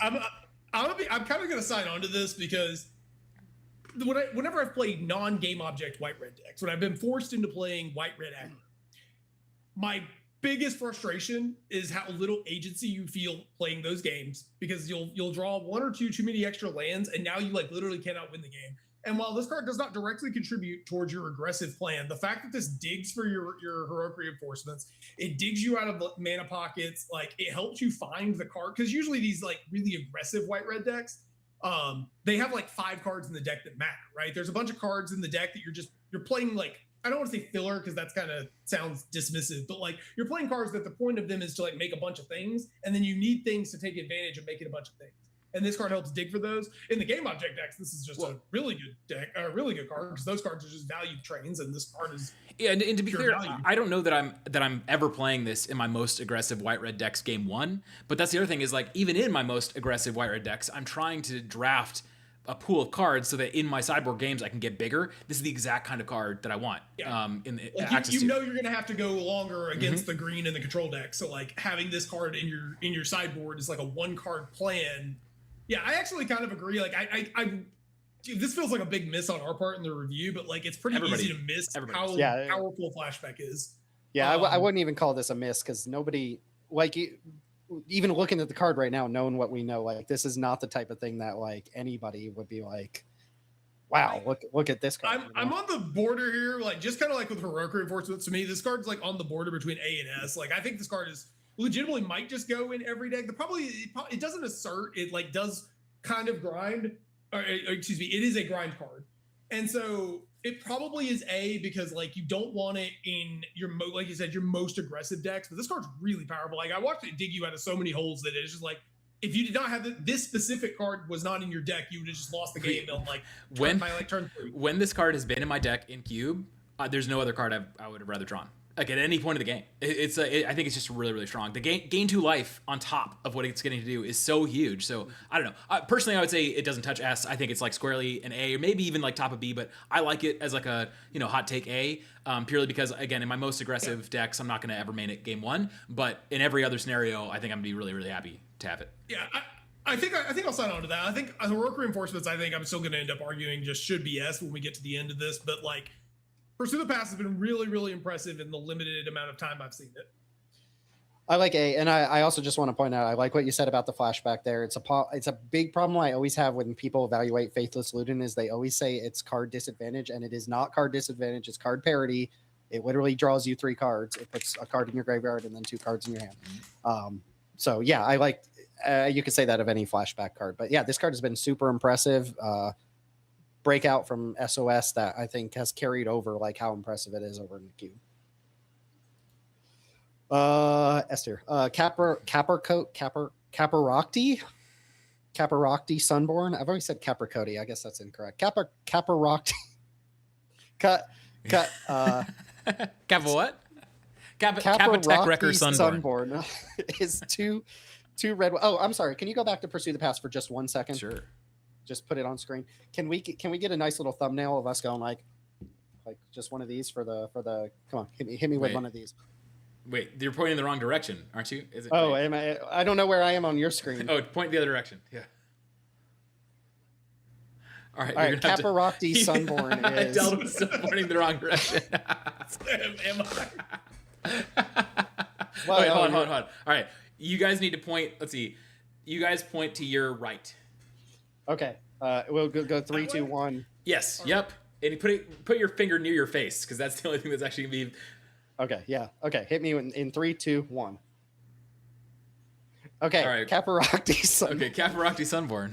Yeah. This is a 4-mana 4/4. Legendary human soldier. Whenever it attacks, you may tap 2 untapped artifacts and/or creatures you control.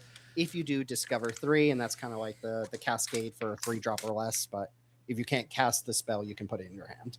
I played with this one for a bit when I was really, really trying to make sure I had some sort of like artifact synergy payoff card in each of my gold sections back when I first kind of was seeding artifacts into my whole environment. It was a very strong card in LCI. And I think that like if you see this as almost an inep, it's pretty exciting. I do think it's kind of inep adjacent. because you get to draw a card and cast it for free, potentially, that costs 3 mana or less. And similar to an ep, one of the play patterns with this card is you attack and you flip a removal spell that then kills the blocker they were planning on dealing, blocking this with, and you get to keep going. Unfortunately, as you've heard us talk about many times, it is a 4-mana creature without an ETB. It doesn't protect itself, needs to attack to do anything, etc., etc. I like this more than, say, the neutrinos, honestly, because it's just bigger. It is a bigger, beefier thing, and so I think I like it a little bit more. And yeah, if you do get to attack with this, it is very strong. But unfortunately, it still kind of falls prey to that classic issue of being too large without enough value generating immediately. So I would say it's a D ultimately, but it's a D I really like a lot. Yeah, I mean, this card was ridiculous in its limited format, if I recall correctly.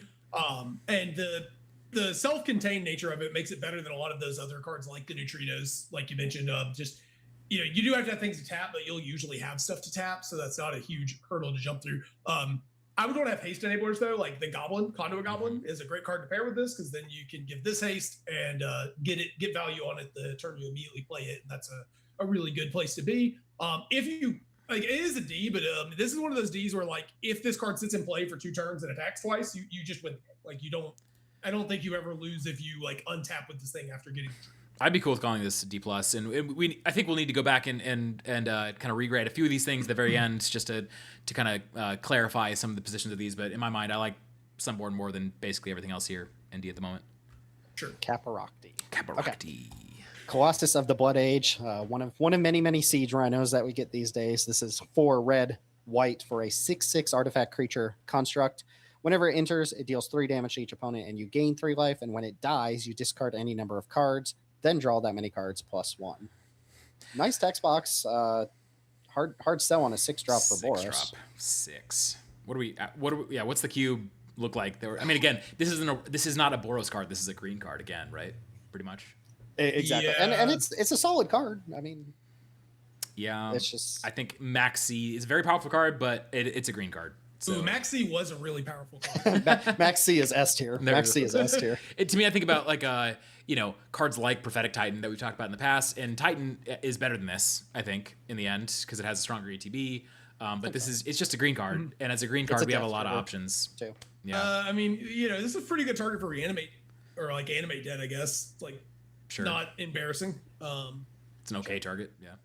Yeah, it doesn't bin itself or anything, so yeah, it's just doing a lot of things wrong, but like it's obviously powerful enough here in cubes that can cast 6 drops.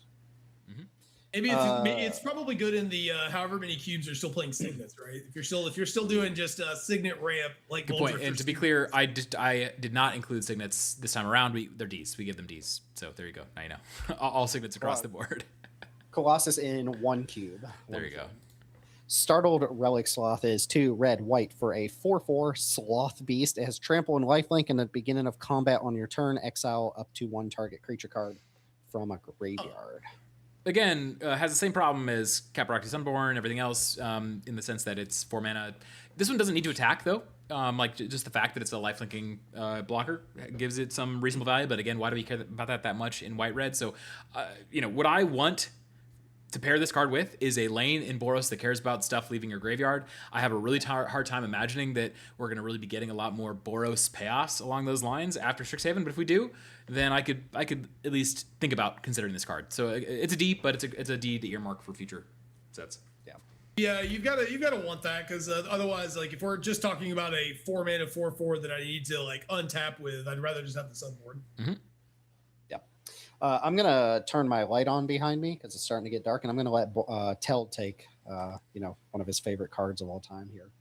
Yeah, so this is a Reconstruct History. This is from the original Strixhaven. It's 2 red, white for a sorcery.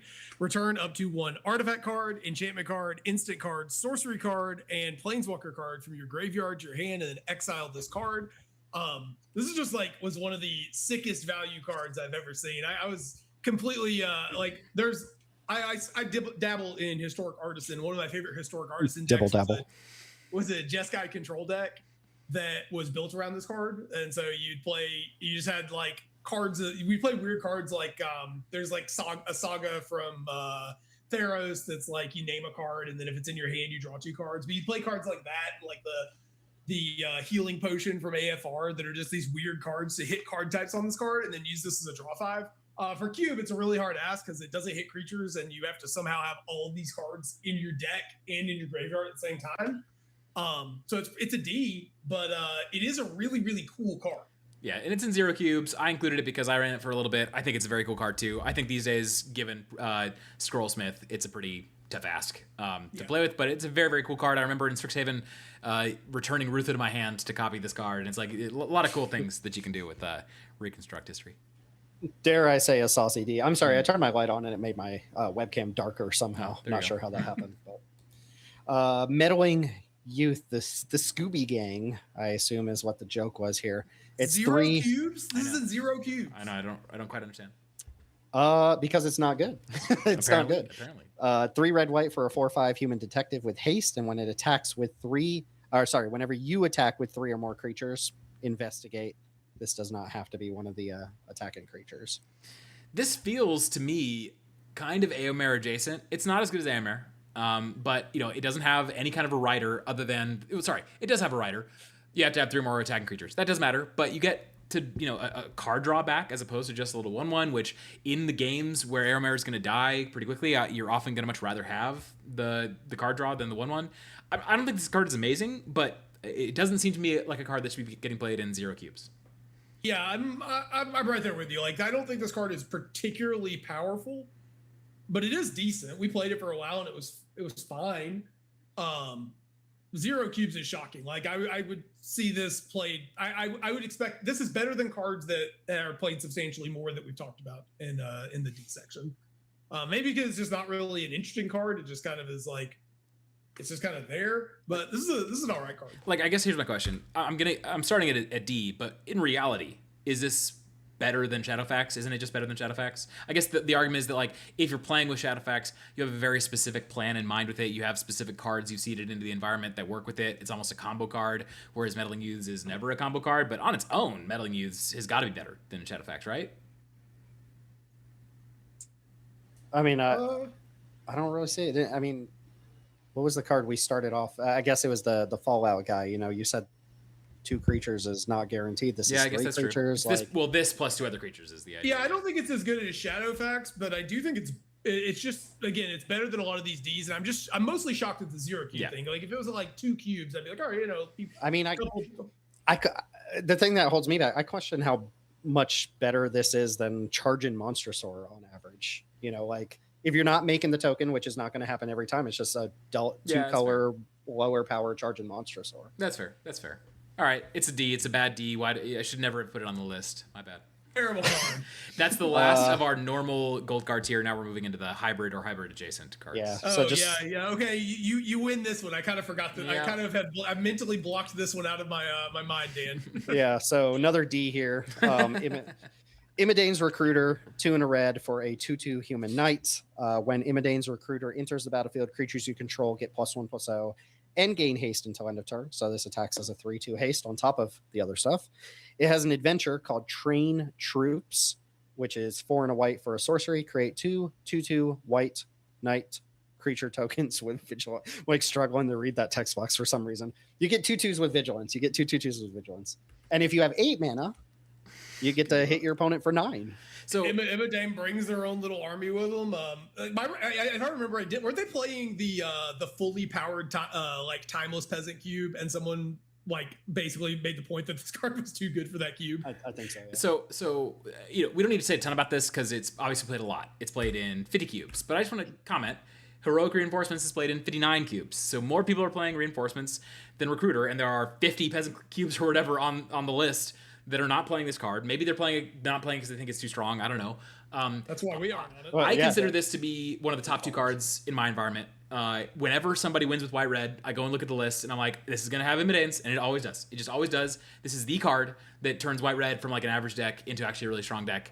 I don't know what else to say. Play with this card. It's the best Boros card in my mind by a mile. It's way better. I did when we were talking. I did kind of mentally block this one out because we haven't played it in so long. But yes, this card is like leagues it above every other option you could possibly play in this color pair. This card is broken in half. Mm-hmm. We got an S, boys. We got another S. We did it. I went blurry for that. This would, to me, this is where you cross the territory of like, this is not, it's not on guts level quite there, but this is like you shouldn't play this S. It's like, it's too strong for most environments. As a white red lover, I'll never. You can pry it from my cold dead hands, but yeah, it is the type of card because it's on our short list of like not banned outright, but cards we're not playing for various reasons right now. And every now and then I'm like, man, maybe we should bring Imidane's Recruiter back because red white doesn't win as much, but like white certainly doesn't need help. And this just gets splashed everywhere. Anyway, the card's incredible, Kosa and everything. This card's almost not even a Boros card, but it kind of belongs in the conversation. It's Twin Maw Stormbrood. It's 5 and a white for a 5/4 dragon. When it enters, gain 5 life and it has flying. That comes up 10% of the time. Really, you're playing it because it has an adventure here called Char and Bite, which is 1 in a red for a sorcery. It's an omen, and it deals 5 damage to target creature without flying, which is, I think, the exact text on Roast. Most of the time you're playing this in decks that have like one. A lot of times you're playing this in decks that can't even cast this or have like one way to cast this. The flyer side, you mean? Yeah. The flyer side, yes. You're always playing. This is a red removal spell. However, having a pretty good removal spell, a sometimes great removal spell, because getting to 5 damage for 2 mana is a really good rate when you're dealing with green creatures. Obviously, not hitting flyers comes up occasionally, but like the trade-off is you're getting a really, really good rate on what you're able to kill in terms of damage per mana. But in the games where you want this other side, where you're able to cast it and like you are interested in it, it is one of those cards that there's not a lot of options in the colors to give you this, right? It's a gigantic, evasive, stabilizing creature. And sometimes your Boros deck, especially the mid-rangey decks that I like, sometimes you're just looking for like a big, dumb, stabilizing, evasive creature. I've guessed the flyer side of this all the time. Like you were watching some of the games I was playing this weekend. This was like the only card that I could have drawn in my deck that would have, saved me, and it like saved me and then won the game on its own. So like, while I agree, yes, you are putting it in your deck more for the red side. I always want to try to get some white, even if I'm not white, I want to get some white sources in my deck to be able to play that side because this is a strong threat. It's a strong stabilizing threat. So I think it's a slam dunk A. I think there's a world where it gets to S at some point in the future, honestly. I think this is like a card that I take really early all the time. I could see this being like a cube equity S, in the sense that you can play it in like every red deck and it gives you a goal, like a side quest in the draft to try to get some white sources in your non-Boros deck. It's great in every Boros deck. It's closer to a mono red card than anything, which I think definitely gives it a bump of cube equity. Like it doesn't compete nearly with Imidane's on power, but in terms of like cube equity, it's pretty high up there. I could see S for sure. Did we give the green black one? Yeah, we gave Stormbrood an S, and I think the difference there is that both sides of the Stormbrood are so relevant that it's like a very true hybrid card, whereas this is more of a red card / white. I think this is a step down from Stormbrood in terms of its hybrid flexibility. So like A probably makes sense. Yeah. Well, yeah, definitely, because you're not putting this in a white-blue deck, No, probably not. Yeah. Or you're not trying to splash the red side in a white-blue deck the same way you would splash the white side. You know what I'm trying to say. Yeah. I also like that this is an omen. You roast something, you get another roast in your deck, and you also get to draw the big half of this creature again later. Multiple times I did roast in to draw my big flyer later in the game when it was like more relevant. Yeah. Yep. Yeah, it's such a sweet card. I love that card. Absolutely love it. Bring back omens; those are cool. Legion leadership. Yep. Omen as a mechanic. We've already graded this in one of the first tier lists that we did. So it's really high up there. Maybe I can remember to put on screen our MDFC tier list here. But Legion leadership and most of the hybrid dual color MDFCs are like S tier, if not like. Again, from like a cube equity perspective, we think these are just all cards you should be playing, even if some of them are stronger than others and not as strong as some other S's. This card is great though. This card get S on its own right. This card is like a fantastic spell. It's like an MDFC that says like deal 4. It acts like a Boros charm almost that you can. Yeah, I find most of the time when I cast this card, it's win target combat. But yeah, I mean, like the fact that this is a very good combat trick on top of being a dual land. To be clear, I'm playing all of these cards in my cube as the dual land, and then sometimes you get to cast them as a spell. Which is the power. That's the power. All right, another TMNT card here. We got Mechanized Ninja Cavalry. It's 1 in a hybrid Boros, so 2 mana for a 1/1 artifact creature robot ninja. When this creature enters, create a 1/1 colorless robot artifact creature token. Let's see, my thoughts real quick. This hits a lot of knobs, but is ultimately not a very powerful card. It's hybrid. It makes artifacts. It's 2 bodies in 1. It does a lot of things that are desirable for a lot of different decks, though when you actually have it in your deck and you cast it, it's not an incredibly powerful card. It might turn on some synergies, but it is just, sorcery speed, raise the alarm that might have a couple knobs here and there. So I don't think this is a necessary play, especially with more and more hybrid coming out. Like, it's less mandatory that you play any given hybrid card. So I think I'm down from where I was when this card came out. Not to the point where I would cut it, but I don't think it gives above a C, even for all the little minute things that it does. I think I would still be like a very low B on this, because I think that there's, first of all, it's like this true hybrid, right? So seven color pairs can play it, which is closer to colorless than not. It's double artifacts, double creature fall, go wide synergies. Like, I agree with you. All of the things that it's doing are not particularly impressive. I will say, of a raise the alarm, being on a creature is substantially better, because now like it's at least a option for your pixie blink stuff.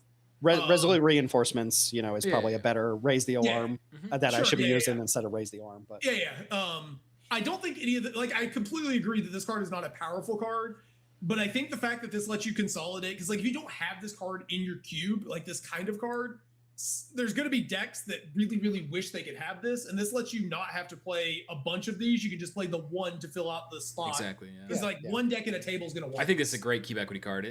To me, this is my number one raise the alarm card / resolute reinforcement card, whatever, at this point against all options, because it gets played in 7 decks. That's just the main thing. And so I don't need to use a more premium slot on this. I can use a colorless or pseudo colorless slot on a card that is going to get played. Even if you're totally right, Tim, it is not the most powerful card. It's not the most powerful version of the but it's an equity B in my mind, or B minus B.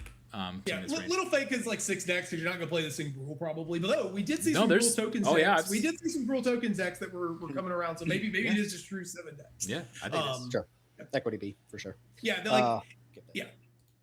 I was going power level C there, but we're not really ranking on power level.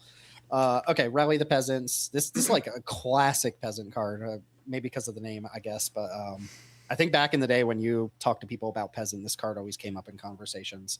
It's 2 and a white for an instant. Creatures you control get +2/+0 until end of turn, and it has flashback for 2 and a red. The joke there being you can pay 6 mana to get +4/+0 as well. So this is a trumpet blast that draws you another trumpet blast. Yes. Yeah, it's just very narrow. It's just a really narrow card. But yeah, if you, especially the more your white-red section is pushed in this direction, then this makes a ton of sense to me. It's not really a hybrid card at all. You're only ever playing this in your gold slot. But sure, if your white-red section is all about Arabella into make a bunch of 1/1s, and then this is your top end, I think that's very reasonable. To me, that's like a C+ level card. Yeah, I think I would generally rather just use a monocolored spot and pay something like On the Job or one of those variants. There's like one that has a send that pumps your team by 2. I think there's versions of this effect in mono white that I think I would rather use. But yeah, I mean, like, this card can be +4/+0 to all your creatures on the combat, which a lot of the other trumpet blasts, or none of the other trumpet blasts rather, can actually get to. So high ceiling here if you get into the late game. Agreed. Yeah. I was just looking up. There's a white card from Final Fantasy called Oron's Inspiration that has, that's a little bit different. It only affects attacking creatures, and the flashback cost is mono white. It's just a little more expensive. But anyway, there's other options for this similar effect here. Agreed. Integrity / intervention is up next. I know we can flip cards. I haven't implemented sideways. We don't have the technology. Sorry, don't have the technology yet. Okay, so this is a traditional split card. You can only cast one half or the other. You cannot fuse it together or anything like that. Integrity is a single Boros hybrid for an instant that gives target creature +2/+2 until end of turn. And then Intervention is 2 red-white for Lightning Helix, essentially. 3 damage to any target, you gain 3 life. This is like a low tier C to me in the sense that, Intervention is the side that most often is going to get, your actual card back, but 4 mana for Lightning Helix is obviously not exciting. It's also the gold card. Integrity is the card that I'm more interested in playing, but in a very specific cube of like a heroic cube, and in that cube, this gets to be one of my hybrid cards. And so like that's like, I don't know, C-, D+, like a very, very narrow lane, but that's the role I see it playing. I think it's like okay in that role. That's probably a good D, honestly. I really like these kind of templates when they're effectively costed and they give you a wide range of options. This is not effectively costed. But this is not it. No. Sorry. Nahiri, Heart of Stone, Storm of Stone. It's the only planeswalker, I believe. the only red-white planeswalker you can play, I think. It's 2 Boros, 4 mana for a 6 loyalty planeswalker, legendary Nahiri. Static ability says as long as it's your turn, creatures you control have first strike and equip abilities you activate cost 1 less to activate. And it has a -X Nahiri. Storm of Stone deals X damage to target tapped creature. The problem for this card is that it's very mid-range and attrition coded, because like for that bottom line to really matter, then you need to be getting attacked most of the time. And how, you know, white red, if you're playing the white red seat, usually you want to be the one attacking. So I think that narrows like immediately right out of the gate, it narrows the places where you play this. I guess maybe the idea is you're playing this in like a black red deck.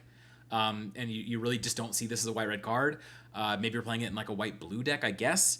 But for that top line to really matter, you're going to want to play it in white red, because that's the deck that's going to have the most equipment. So it's like an okay planeswalker in the sense that you're playing it in a mid-range matchup. You get to use it to kill one thing, and then that's all it really does. That whole package is not very compelling to me, and I really, really like planeswalkers. So I think it's D. It wasn't very good in War. I don't really see it being better in Cube. I'd really want to be able to get value out of this first strike text, but the problem is our creatures tend to be a little small, and when they're not, you know, like the other thing is this card's really juxtaposed awkwardly in that, like you said, like the first strike mode makes us want to attack, but we had to be getting attacked to use this creature's only ability. Like, why is this card not helping us push damage? So yeah, agreed. Yeah, it's hard to build a deck where all of the text on this matters at the same time. So, D for sure. Jet Freedom Fighter TLA is 2 Boros, 5 mana total for a 3/1 legendary human rebel ally. When Jet enters, he deals damage equal to the number of creatures you control to target creature an opponent controls. And when Jet dies, you put a +1/+1 counter on each of up to 2 target creatures. Yeah, this is like not fake hybrid. And we have this conversation before, but it's not fake hybrid in the sense that you can use this to enable monocolor decks in your environment. Like, this could go in a mono red or a mono white deck, sure. Otherwise, it is just going in a white red deck. It's not getting played in the vast majority of decks that are being built. 5 mana for a 3/1. That's a lot. So it's a you know, potentially kind of a Chupacabra, but it's an expensive Chupacabra. The dice trigger is fine. It's whatever, but it's a 3/1, so it's relatively small. So it's like fairly narrow in terms of the decks that it can get played in. It's not as hybrid as it looks. And it's a solid card, but it's an expensive Chupacabra that won't always work, because sometimes you just won't have other creatures in play to enable this. So cool card. I don't, you know, it was very strong in TLA, but not like very strong is too much. It was good in TLA. It wasn't incredible in TLA. I think like C range is probably fine, maybe C-, honestly. I'm struggling to imagine adding this to my cube. The more airbending you have, the better this card gets. Yep, so like, you don't want to pixie this, but you don't mind flickering it. Yeah, that's good. Various ways.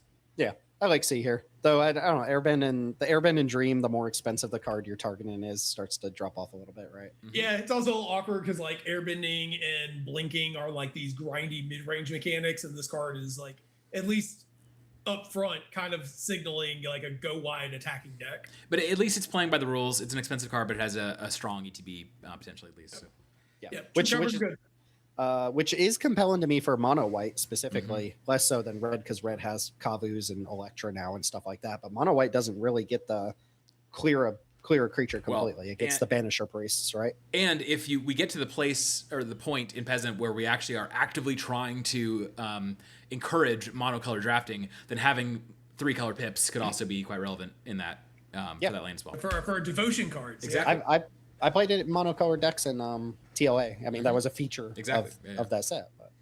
Yeah. All right, here's your S, Danielius. Here's the one you've been waiting for, Marvel Boy Novar. Look at the tights on this guy. Look, you're really seeing everything. Yeah, that is a confident. How did this one slip through? This is yeah. That is a confident Kree soldier hero right there. 1 and a Boros mana, 2 mana total for a 1/1 legendary Kree soldier hero. Whenever another creature you control enters, and whenever you activate a power-up ability, put a +1/+1 counter on Marvel Boy. I see it's made its way into 3 cubes so far. Including mine, and it was in the 3-0 list over the weekend. I think that there are just so many new, like, fun creature fall synergies. One of the ones that we brought up was, Pack Beast on 3, play this on 4, immediately gets 3 counters. Like, it's just a very much a synergy piece. Like, you're not taking this early. You want this to go already in a deck that's making a lot of creatures. But if you are, then I think this is really solid. And part of the thing with those decks these days is that a number of the cards that are pulling us into the go wide space are actually really good engine cards that kind of demand removal. And so to play another card like this that also demands removal, I actually think is much more reasonable than it maybe used to be, when the only cards you were really playing in these go-ahead decks were like Battle Screech or whatever, and your opponent never had a use for their solid Doomblade, and they would just always point it at this. I don't think that's really the case anymore. That being said, it's still a 2-mana 1/1, so it's like a C, but I think it's a good C. Very, very scary card if you play it on turn 2. Mm-hmm. Marvel Bulge here. All right, Wear Tear, classic. Everyone knows Wear Tear. Wear is this is a fuse spell. You could cast both of them for the combined mana cost. Wear is 1 in a red for an instant that destroys target artifact, and Tear is white for an instant that destroys target enchantment. I think it's actually a really solid card. It doesn't quite get to be B for me, but this is not a terminate in the sense that its upside is killing 2 things. 2 things for 1 card is quite nice. It won't only 3 mana too. Yeah, it won't often be able to do that, but as a sideboard card, it will often be able to do that. So I think like C+ is probably where I put this. I think this is a card worth considering. It just stinks that it's a gold card. If this is a monocolored card, I'd be all over it, but as a gold card, it's harder. I mean, requisition rate. Requisition rate. Yep. Yeah. I guess also collective. The green card. Yeah, it's very much like a collective card. Resistance, so. But white-red makes it a lot worse than those cards. Maybe just straight C, honestly, for those comparative reasons. Yeah. All right, now we did trim down the list a little bit before we got here, and I said that I didn't really see any value in Old Hob. Danelius advocated for keeping it on here, so I'll read the card and let you speak to, what you see in the card. It's Old Hob Alley Cat Blues. It's 4 in a red for a 4/4 legendary cat mutant rebel. At the beginning of combat on your turn, you make a 2/2 red mutant creature token. It gains haste until end of turn, and you destroy it. Destroy it at the beginning of the next end step. You can also pay 1 in a red. We're getting pretty far into the recording here, in case you can't tell. 1 in a white, target attacking creature token gains indestructible until end of turn. You can target the token that you so just we made. Can make it indestructible and it doesn't blow up at the end of turn. Yeah, the big brain.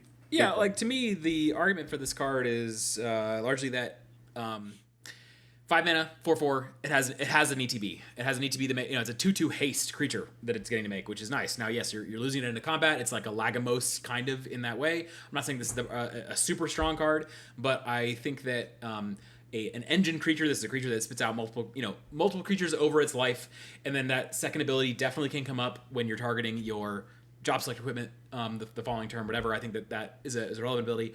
I'm not arguing it's amazing. I think it's better than some of the cards that we've talked about, and definitely multiple cards in D, because again, it plays by the rules. It's an expensive card, yes, but it has immediate board impact the turn it comes into play. So I would definitely say it's a D, but I would say it's a D that's better than a lot of the stuff that we have currently in D, including the meddling use potentially that we talked about before. I thought you were about to try to sell us this was like a C or something. No. It's gonna be hard. Like I do like the idea of this card. If this was 4 mana, I'd be super into it. It's a little too expensive. Yeah. Completely unplayable in TMNT limited, unfortunately, but I like all the words on it. It's just 5 drop. It was a C in white red, which was an unsupported archetype, I think. Or no, it was supported. Well, yeah, it was a C in white red. Red white probably had enough D's that something has to be a C, right? Yeah, white red is not a good archetype. Okay, we've got War Machine, Legacy of Iron. I really like this card. I still think it's a D, but I read this card and I'm like, I want to play with this because remember, white cards don't look at explosions.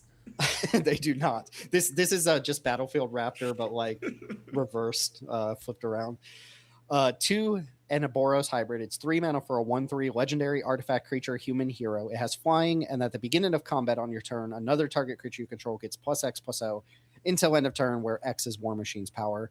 I think this has to go straight to D because like it just does nothing on its own. You have to put in a lot of work. You have to pump this and also control other creatures that can attack for this to do anything. But there is a dream here where you go like Michiko's on this, and then you Michiko's another creature during combat. This can push a ton of damage with the right setup, but it's a lot of setup to get to it. I mean, I'm shocked. Okay, what if we played Brunor Battlehammer and then we equipped this?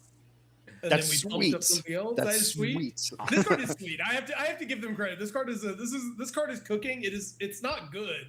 The meal is not tasty, but boy, the recipe looks hot. I don't understand how this is so bad in Marvel Limited. It's like reading off its ratings in different decks. In white blue, it's a D. In white red, it's a D. In white green, it's a D. In blue red, white green, it's a D minus. And blue red, it's a D minus. I don't understand. Like, this card seems like fine to me. It doesn't seem amazing, but it seems fine. And it's been atrociously bad in limited, which makes me wonder what's going on there. I never would have seen this and been like, this is a terrible card. This seems like a card I don't really want to cube with, but definitely has some play to it that's interesting to me.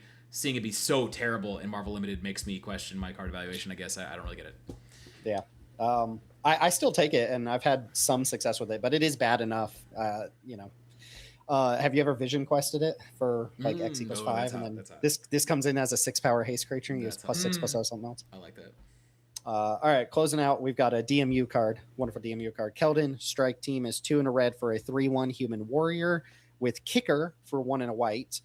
When Keldon, strike team enters the battlefield, if it was kicked, you create 2/1/1 white soldier creature tokens. And then as long as this enter the battlefield this turn, creatures you control have haste. So 5 mana, you get a 3/1 and 2/1/1s, and everything has haste there. Yeah, and Teld, you're saying beforehand you thought that this card was terrible. I played with this card for a really, really long time, and it was always really solid. Like, top end for your white-red decks alongside Recruiter and Heroic Reinforcements and other things. Like, yes, it's weaker than Reinforcements. It's weaker than the Scurry Gremlins, but it's also, pseudo-hybrid card. I don't really think you're ever playing this outside of a white-red deck, but you can play it at least on turn 3 in your white-red deck if you don't have anything else to do, where you can't do that with the other cards. So I think this is totally solid. I think this would be like a straight down the middle C for me. Get him, Teld. I think this card sucks. Like, what do we do? You can't play this on 3. I mean, you can play this on 3. If you have anything else to do, you'll play it on 3. It's like, if we have absolutely nothing else to do. No, the hell I won't. Whatever. Well, you're not playing white red aggro, Tim. So of course, come on. I like a good red white aggro. The 5-mana mode's not super impressive either. Like, neither side of this card's very good. You don't think 3 objects with haste is impressive for 5 mana? I don't know. It seems pretty good to me. That's okay. Also, it wasn't very good in what? What was going to be your follow up there? Because I'm going to fact check you. I don't remember it being very good in DMU. Oh, okay. Let's bust out the data. Yeah, it was very good in DMU for sure. Every time I played this card in DMU, I just immediately owed 3. Oh yeah, that's a user error. I'm not saying that user error can't come into play when we're talking about these cards. This card. I'm. You can't get me on this one. This is not a card that I'm going to sign on. It is in 0 cubes, so this is a Danelius Darlin for sure. Yeah. I don't see the compulsion to play at all, but I get, again, this is a good card if your opponent just doesn't do anything ever. And no, it's creature fun. 3 objects. 3 objects. Objects matter a lot. I wonder how much a B plus white red card in DMU. Okay, that's higher than I would have even guessed. That is higher than I expected. I do remember getting bodied by the card. Good card. Like, they play one into another. 3 objects, man. That's a lot of objects. That's what I'm saying. Yeah. And they're hasted. They have haste. A lot of things make 3 objects. Yeah, but with haste, I don't know about that. Yeah. I mean, there are anthems. There are anthems and stuff to pump it up. I think this is a standalone card. I think you need to combine it with. It's what's surrounding. It's a creature fall card. Yeah, it's a creature fall enabler. Is what it is. Yeah. Okay. And then we've cycled back around here. So. What changes do we want to make here? Annex and Siamede is missing from the S tier here, but we'll forgive the community for that. I think with Imadane's Recruiter up there in S, I think Arabella and Heroic Reinforcements probably stay in A. Yeah, I think so. Yeah, probably. You could argue, I guess, that Pursue the Past belongs in S if we're just going to see it. Not yet. But Exactly. Yeah, Let's 2 years from now, if it's still in everyone's lists, like, it's an S. Yeah, it's not enough list yet. This is we're putting it in A so that people are like, maybe I should try this. Well, I think one of the reasons why it's not in more lists right now, it's only in 4. I think one of the reasons is that it's not aggro coded, and a lot of people don't have huge gold sections. They want all their gold cards to be aggro coded. I understand that, but like, people want to be playing white red in more mid range ways these days, and this is like the card to do it with in my mind. Okay. I have the Fallout guy. I think B is probably fine there. It feels to me like an A, but I've never seen it in play. Yeah, this could be an A for sure. Okay, how much better do we think Ash is than Marvel Boy or whatever? This is way better than Marvel Boy because it has haste, but it might not be enough better to get to middle of B. I'm fine docking that. Scrollsmith is still a little speculative. I've not been impressed with it yet, but I just can't imagine it's not a really good card. I'm a little bit speculative, honestly, about Rev and Brunor being like just straight C's, but I would be inclined to give them C minuses. Like C minus. yeah, I'm pretty far away from equipment. caring about these cards, to be honest. And maybe you could even say the same about like Boros Charm. But Boros Charm seems, again, if it was in a cube, I'm gonna slam it in my white red aggro decks. Yeah, I'm okay with the rest of most of this. It's tough. It's tough when you're getting into the gradation differences, but none of this makes me really upset, I guess, as I'm looking through here. And definitely nothing in D makes me upset. I guess that, to me, Vanguard is like clearly one of the better ones here just because it actually has an ETB. And yeah, the rest of this looks fine. Anything calling out to y'all as egregious? Well, the only one that like strikes a nerve with me is the Sky Knight Vanguard, but I'm okay dropping it down to C again. I haven't played with it other than retail, so I just remember being great in retail. But otherwise, I like the B and above here, and then once you get below that, you can quibble a little bit. So right here, we're saying the Conduit Goblin is just the best card in all these Cs, and I'm fine with that. I think that's definitely how I feel about it. Yeah, I think Conduit Goblin could almost get into B. It's just not good with how people are currently building their sections. Mm-hmm. So like it's kind of hard to recommend. You kind of just need to be a curve out aggro card as opposed to like a go wide or a game object. Yeah, like I took out Ash for Conduit Goblin. I think probably honestly Ash will play out. Will get played more often and more excitedly just because it plays in the kind of the creature fall space along with the job select equipment space. But I do like Conduit Goblin a lot. Yeah. And we mentioned a couple times how red kind of has two flavors of, mid-range versus pure aggro. And the top, 4 cards are things that just push damage. They are just damage pushers. They are. I mean, I think like of those top 4 cards, though, the Arabelle is the only one of these top like A level or S level cards that is like pure aggro, right? Like you can just play heroic reinforcements in your mid-range deck as a finisher. Yeah. Same with Immodanes. It's going to be at its best in an aggro deck, though, right? Like in a go wide. But both of these are going to be at their best and just like an assertive go wide aggro deck.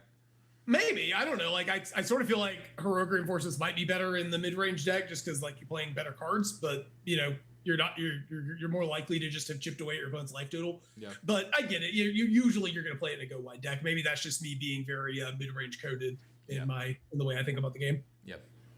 Okay.